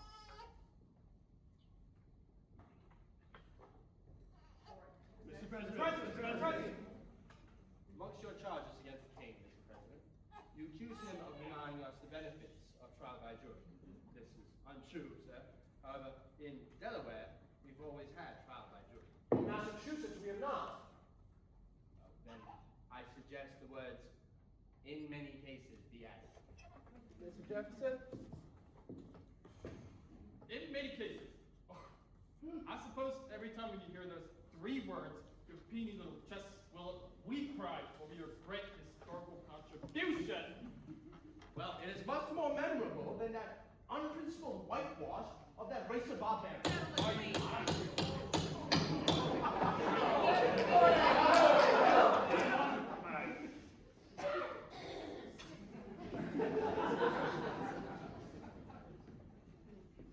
Mr. Hopkins.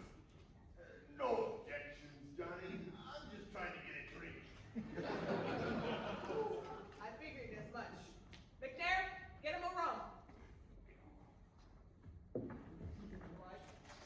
Who's next? Mr. Bartlett. Mr. Jefferson.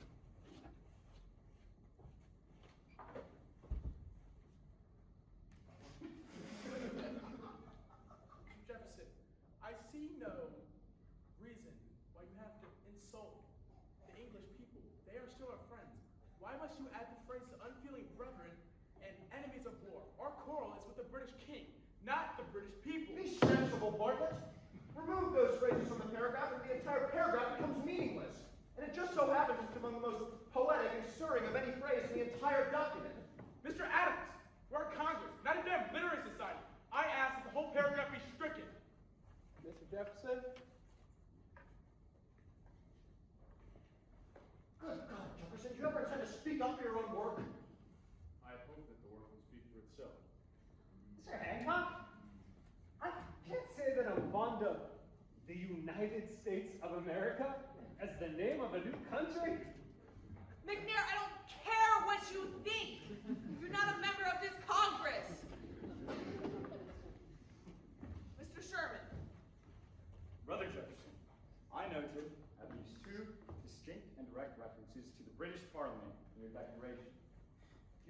wise to alienate that august body in light of our contention that they've never had any direct authority over us anyway? It is a revolution, damn it! We're gonna have to offend somebody! Lexi, if you're not careful. Have you heard what they're doing to it, Franklin? Have you heard? Yes, I've heard. And these are our friends, Franklin. Can you imagine what our enemies will do? The word parliament will be removed. Whenever it occurs. They won't be satisfied until they've removed one of the F's from Jefferson's name. Courage. It won't last much longer. Mr. President. Mr. Dickinson. Mr. Jefferson, I have very little interest in this little paper of yours, as I'm sure we have all but heard the last of it. I do have but just one question for you, sir. Why do you refer to King George III as a tyrant? Because he is a tyrant. But I remind you, sir, that this tyrant is still your king. When a king becomes a tyrant, he thereby breaks the contract binding his subjects to him. How so? By taking away their rights. Rights that came from him in the first place. All except one. The right to be free comes from nature. Mr. Wilson, do we in Pennsylvania consider King George to be a tyrant? Well, I don't know.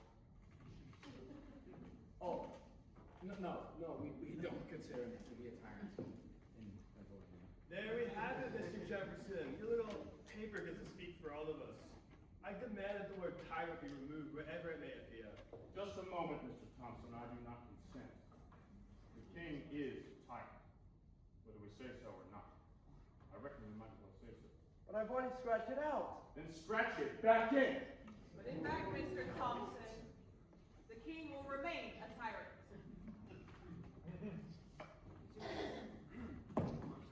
Mr. Jefferson, nowhere in your declaration do you mention deep sea fishing rights. Good God! How long is this piddling to go on? We have been here for 3 full days. We have enjoyed, by my count, 85 separate changes and the removal of up to 400 words. You intend to beat it and whip it until you break its spirit? I tell you, this document is a masterful expression of the American mind. If there are no more changes. Excuse me, Mr. President, just a moment. Yeah. I wonder if I could prevail upon Mr. Thompson to reread a small portion of Mr. Jefferson's declaration, the part beginning, "He has waged cruel war."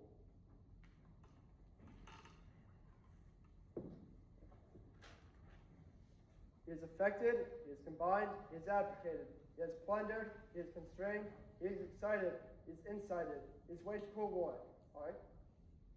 He has waged cruel war against human nature itself, the persons of a distant people who have never offended him, captivating and carrying them into slavery in another hemisphere. Determined to keep an open market where men should be bought and sold, he has prostituted. That will suffice, Mr. Thompson. Thank you. Mr. Jefferson, I can't quite make out what it is you're talking about there. Slavery, Mr. Rutledge. You are referring to us as slaves of the king. No, sir, I'm referring to our slaves. Black slaves. Why didn't you say so, sir? Are you trying to hide your meaning? No, sir. Just another literary license. If you like. I don't like at all, Mr. Jefferson. Because in South Carolina, our black slaves are a peculiar institution and a cherished way of life. Nevertheless, it must be abolished. Nothing is more certainly written in the Book of Faith than that this people shall be free. I am not worried about your book of fate right now, Mr. Jefferson. I'm more worried about what's written in your little paper there. That little paper concerns freedom for Americans. Oh, really? Mr. Adams is now calling our black slaves Americans. Are they now? They are. They are people and they are here. If there is any other requirement, I've never heard of it. They are here, sir. But they are not people. They are property. No, sir, there are people being treated as property. I tell you, the rights of human nature are deeply wounded by this infamous practice. Well, then see to your own wounds, Mr. Jefferson. For you are a practitioner, are you not? I've already resolved to release my slaves. Well, you have resolved for the ruination of your own personal economy. Economy. Always economy. There's more to this than a filthy purse string, Rutledge. It's a stinking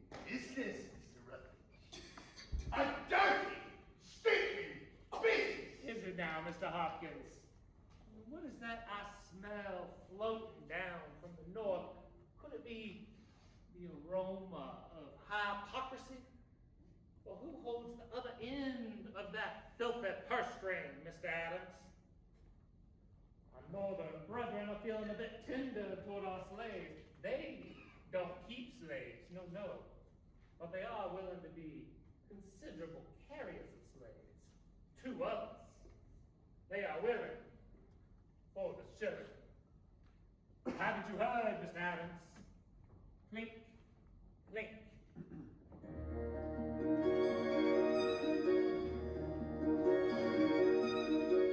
Lazarus to rum to slaves. Oh, what a beautiful dance with us, we dance with you, in molasses and rum and slaves. Steals the ships out of Boston, bring bottles and rum. Who drinks a toast to the ivory coast? Hail Africa, the slavers have come. New England with Bibles and rum. And it's off the rum and the Bibles. Take on the slaves and the Greek. And it's a native farewell to the slave. Of the African coast.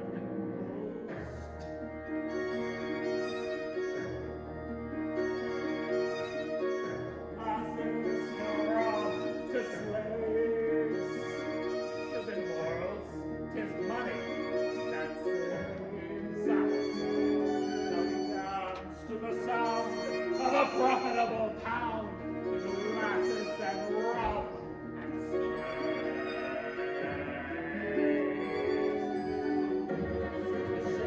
Out of Guinea, bring mines and slaves. 'Tis Boston and goes to the West Indies coast. Jamaica, we run what you crave.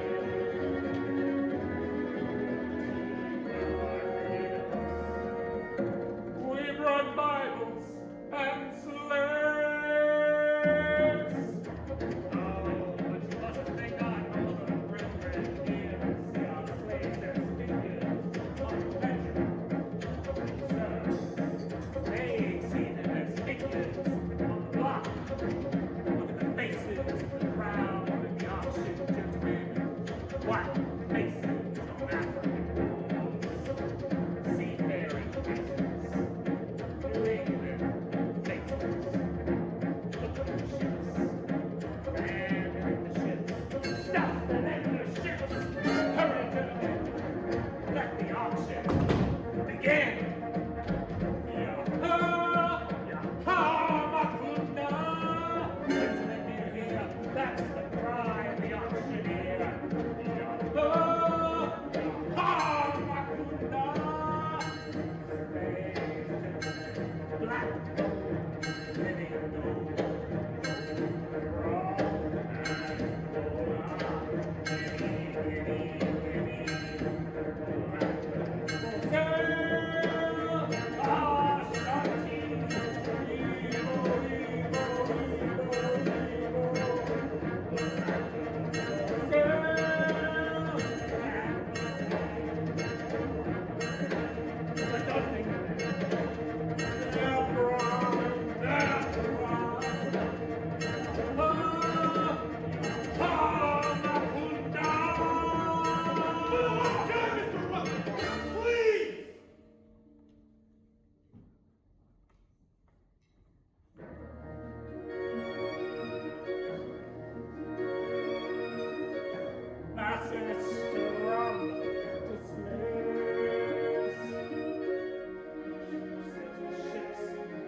to Boston.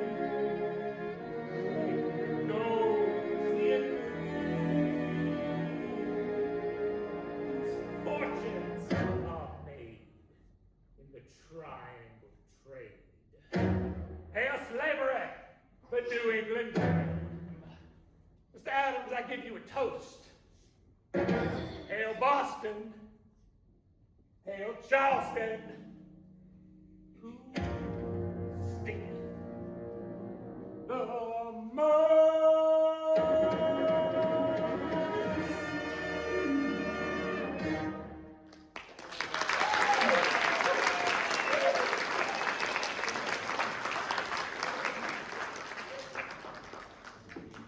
Mr. Rutledge, Mr. Hughes, Dr. Hall. They'll be back, John. Aye. To vote us down. It's done.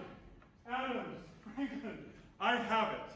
And the Maryland assemblies approved it. I told them about one of the greatest military engagements in history against a flock of...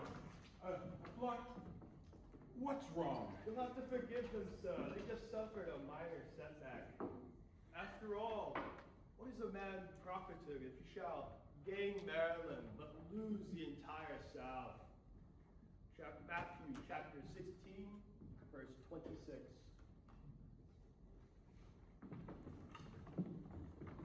McNair? I know, the flies. No. A rum. What are we all sitting around for? There's work to be done.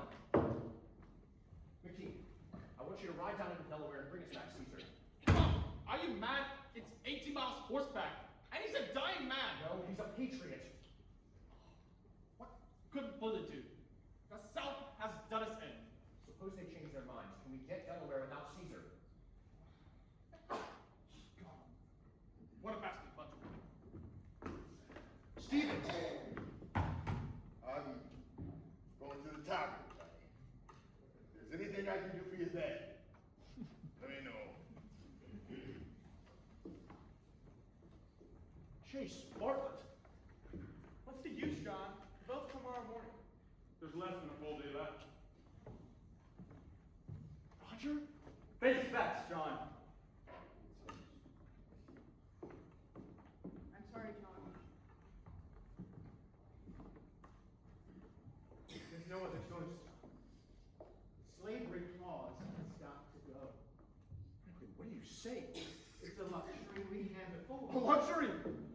500,000 souls in chains, and Dr. Franklin calls it a luxury? Maybe you should have walked out with the South. You forget yourself, sir. I founded the first anti-slavery society on this continent. Don't wave your credentials at me. Perhaps it's time you had them renewed. The issue here is independence. Maybe you've forgotten that fact, but I have not. How dare you jeopardize our cause when we've come so close? These men, no matter how much we disagree with them, are not ribbon clerks to be ordered about. They're proud, accomplished men, the cream of their colonies. And whether you like it or not, they and the people they represent will be part of this new country you hope to create. And start learning how to live with them or pack up and go home. But in any case, stop acting like a Boston fishwife.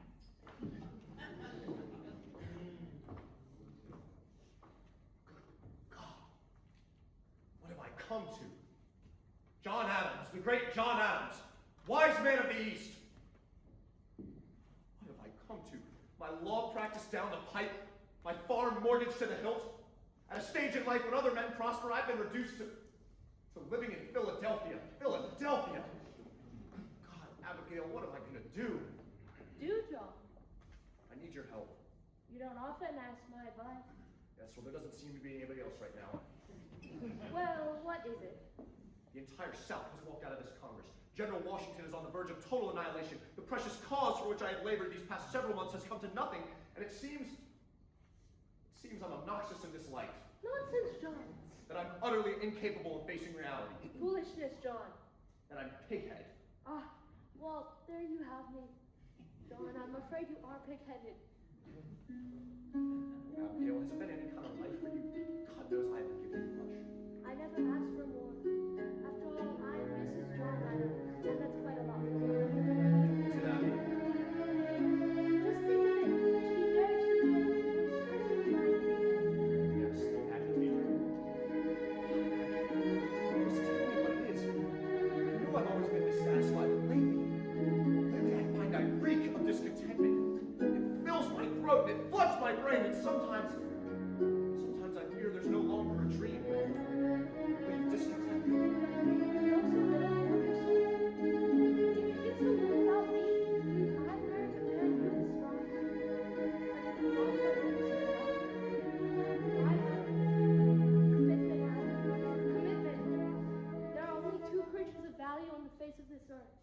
Those with a commitment and those who require the commitment of others.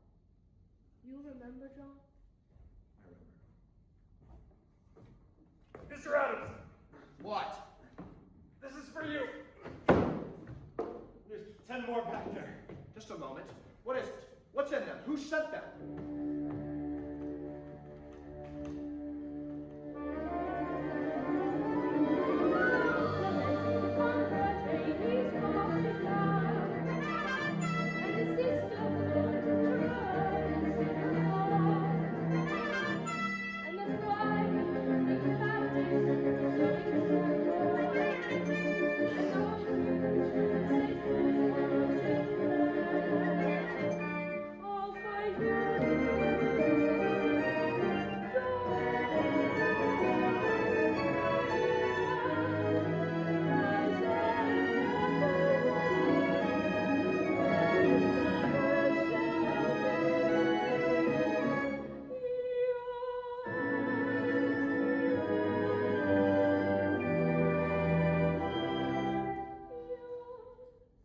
Abigail, what is in those kegs?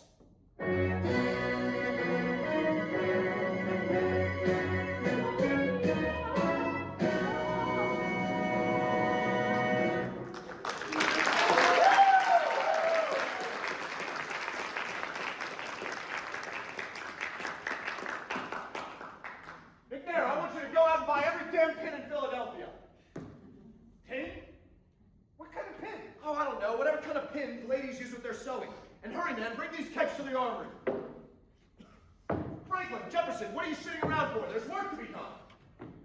John, didn't you hear a word I said to you before? Never mind that. Here's what you gotta do. John, I'm not even talking to you. It's too late for that. There's work to be done. Time's running out. Get up, get out of your chair. Tomorrow is here. Too late to despair. Jefferson, talk to Rutledge, talk. If it takes all night, talking, talk, and talk, and talk. Those other aristocrats generally will listen to anybody who will listen to you. Time's running out. Out of my chair.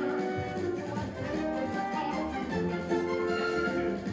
It takes all night, talking, talk, and talk, and talk. Get him away from here. That is the only way to do it.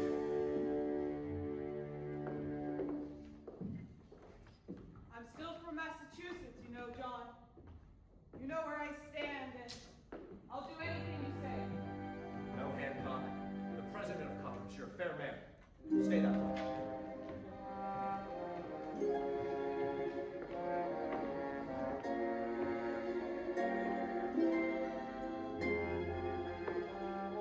Tell me, Mr. Thompson.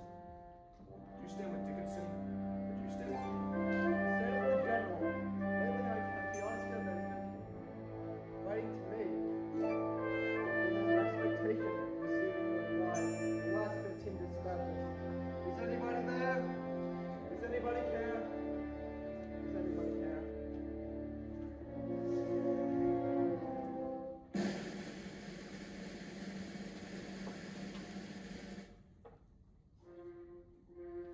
You hungry, John? I'll stay here. Very well. Good night, then.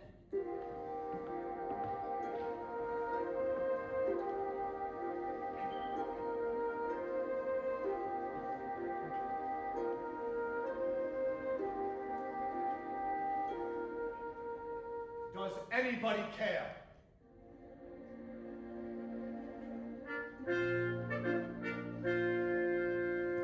Is anybody there?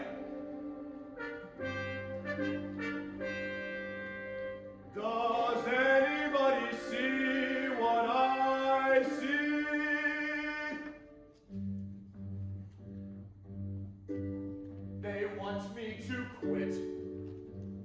say, John, give up the fight.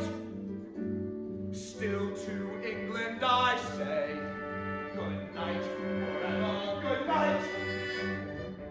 For I have crossed the Rubicon, where the bridge we burn behind me town. What may, come what may. Commitment! The crooners all say will rue the day. They'll be held to pay in fiery purgatory.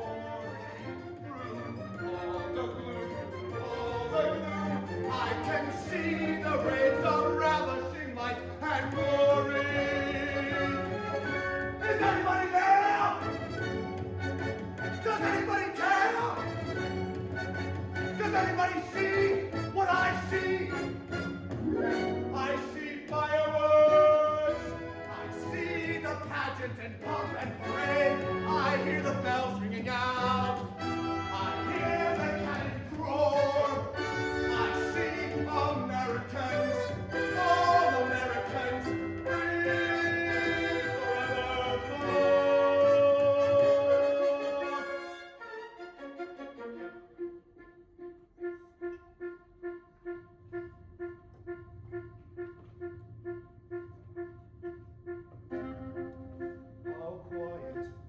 How quiet the chamber is. How silent the chamber is.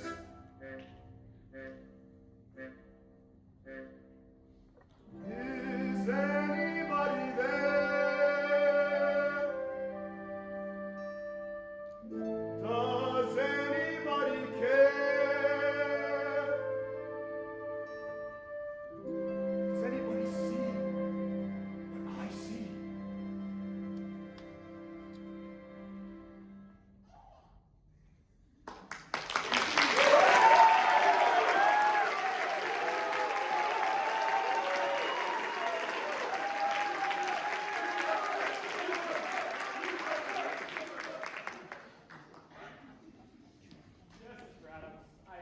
Dr. Hall, I didn't realize anyone was... I didn't mean to startle you. Trying to solve my dilemma over something I once read. And his representative was not just his industry, but also his judgment. That he betrays it, he sacrifices it to their opinion. It's written by Edmund Burke, member of British Parliament.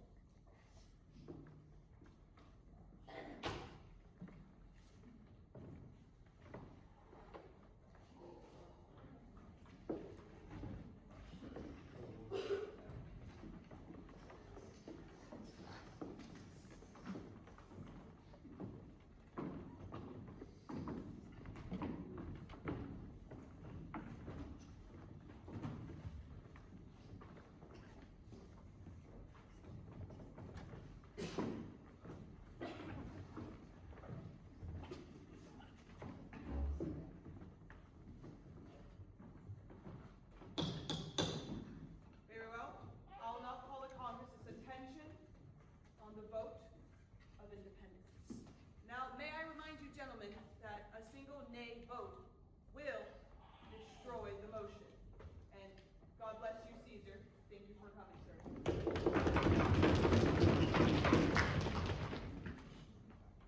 Mr. Thompson?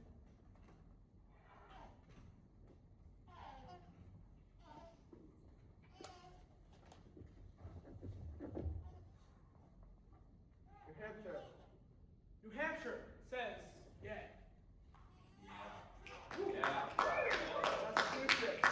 Massachusetts says yeah. Rhode Island. Rhode Island says yay. Connecticut. Connecticut says yay. New York. New York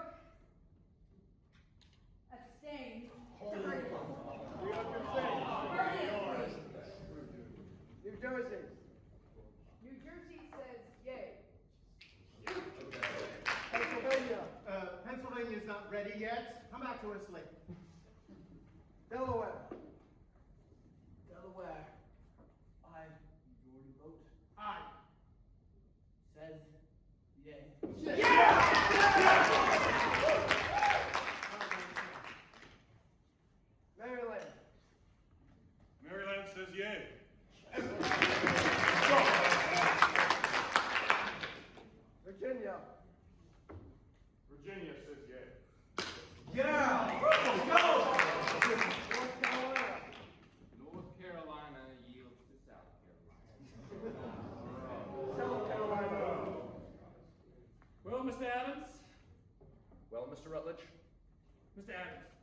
You must believe I will do what I have said I will do. Remove the offending passage from your declaration. If we do that, we ourselves will be guilty of what we are rebelling against. Nevertheless, remove it, South Carolina will bear, and now if ever your dream of independence.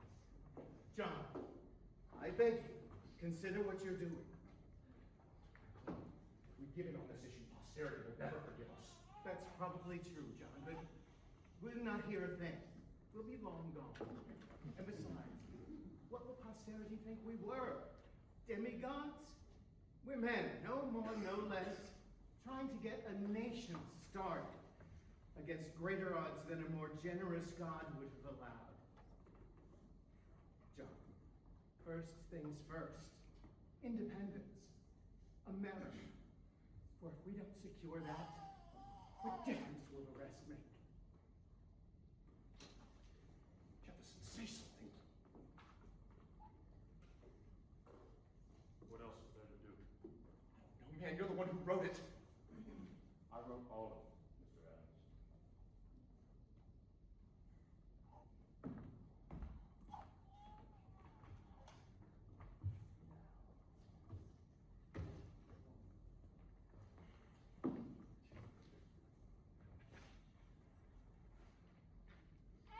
There! There you are, Rutledge. You've got your slavery. Now vote, damn you! Mr. Secretary, the fair colony of South Carolina says yay.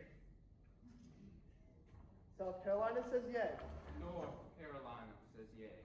North Carolina says yay. Georgia. Georgia says yay. Georgia says yay. Pennsylvania, second call, Pennsylvania. Mr. President, Pennsylvania regrets all the troubles that such fine gentlemen as Mr. Adams, Mr. Jefferson, and Dr. Franklin would have been put through just now. If it means anything, they may have kept a little paper intact. Mr. President, Pennsylvania... Just a moment. I ask that the delegation be polled. Dr. Franklin, don't be absurd. Poll, Mr. President, it's a proper request. Yes, it is. Poll the delegation. Mr. Thompson? Dr. Benjamin Franklin. Yay. Mr. John Dickinson. Nay. Mr. James Wilson. Sorry. Judge James Wilson. Well, there it is, Mr. Wilson. It's up to you now. The whole question of American independence rests squarely on your shoulders. An entirely new nation, waiting to be born or to die, all on your say-so. Which will it be, Mr. Wilson? Every map maker in the world is waiting on your decision. Calm down, James. Nothing has changed. You mustn't let Dr. Franklin create one of his confusions. The answer is clear. Most answers are clear when somebody else has to make them. It would be a pity for a man who has handed down hundreds of wise decisions from the bench, only to be remembered for the one unwise decision he made in Congress. Calm down, James. The secretary's called for your vote. Everybody's waiting. Please don't push me, John. I know what you want me to do, but Mr. Adams is correct about one thing. I'm the one who will be remembered for it. What do you mean? I'm not like you, John. I'm not like most of the men in this Congress. I don't want to be remembered. I just don't want the responsibility. Well, whether or not you want it, it's here now. Not necessarily. If I side with them, I'll only be one man among dozens. No one will ever remember the name of James Wilson, but if I side with you, I'll be the man who prevented American independence. And I'm sorry, John, I didn't sign up for that. Is that how new nations are formed? By a non-entity trying to preserve the anonymity he so richly deserves? Most revolutions come into this world like bastard children, Mr. Dickinson. Have improvised and have compromised. Our side has provided the compromise, and now Judge Wilson is supplying the rest. James. I'm sorry, John. My answer is yay.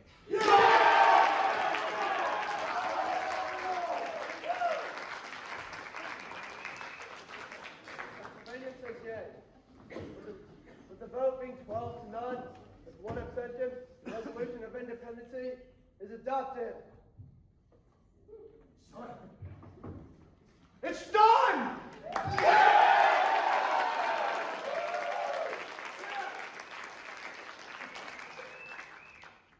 Thompson, is the declaration ready to be signed? It is. Then I suggest we do so. And as a security measure and a protective measure, I declare that no man in this Congress leaves here without his name on it. Mr. President.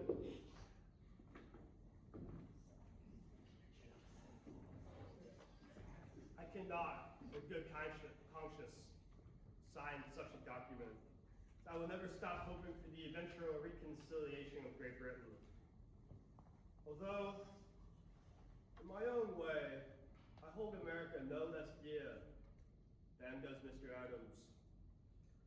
Therefore, I will join the army fighting our defense, though I do believe this fight to be hopeless. Goodbye, gentlemen. Gentlemen of the Congress, I say yea, John Dickinson.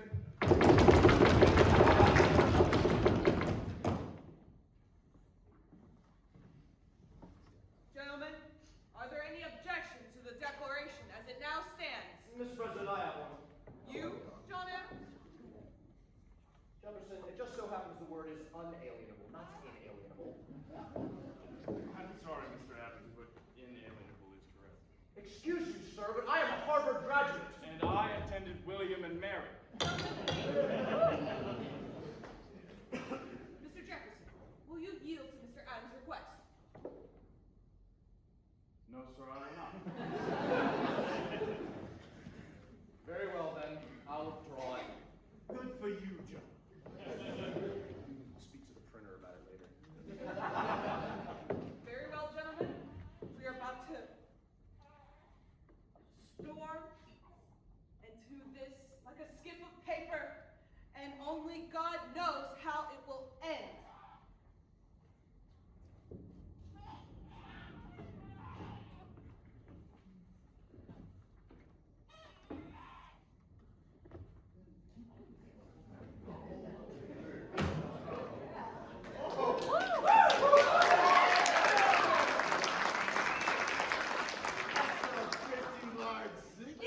Johnny.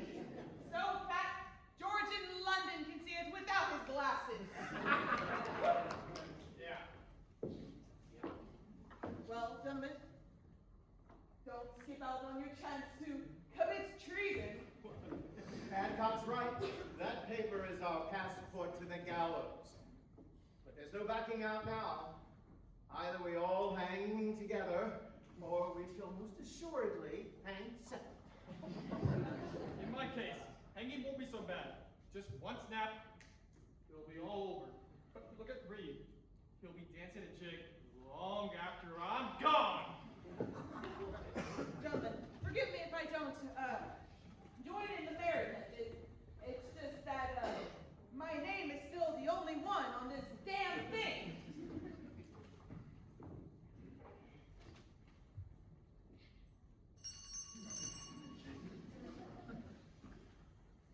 I'm the commander, Army of the United Colonies, Army of the United States, New York, special number 1209. To the Honorable Congress, John Hancock, President. Dear Sir, I can now report with some certainty that the eve of battle is near at hand. Toward this end, I have ordered the evacuation of Manhattan and directed our defenses to take up strong positions on the Brooklyn Heights. At the present time, my forces consist of Hathaway's Delaware militia, Smallwood's Marylanders, a total of 5,000 troops stand against 25,000 of the enemy. And I begin to notice that many of them are lads under 15 and old men, none of whom could truly be called soldiers. One personal note to Mr. Lewis Morris of New York. I must regretfully report that his estates have been totally destroyed, but that I have taken the liberty of transporting Mrs. Morris, 8 of the children, to Connecticut to safety. The 4 older boys are now enlisted in the Continental Army. As I write these words, the enemy is plainly in sight beyond the river. How it will end, only Providence can direct.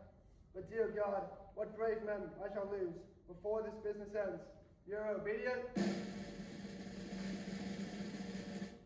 Washington. Very well. McNair, go ring the bell. Mr. President, Mr. Morris. to hell with New York. I'll sign it anyway. Thank you, Mr. Morris. Mr. C, sit down. No, I want to remember each man's face as he signs. Very well. Mr. Thompson, New Hampshire, Dr. Josiah Bartlett.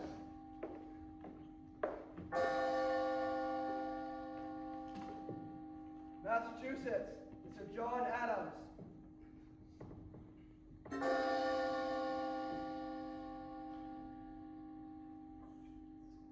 Rhode Island, Mr. Stephen Hopkins.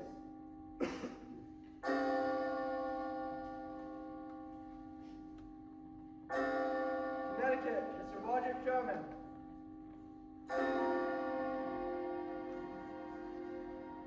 New York, Mr. Lewis Morris.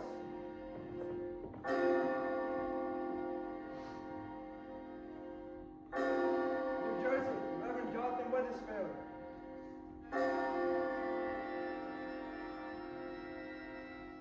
Pennsylvania, Dr. Benjamin Franklin.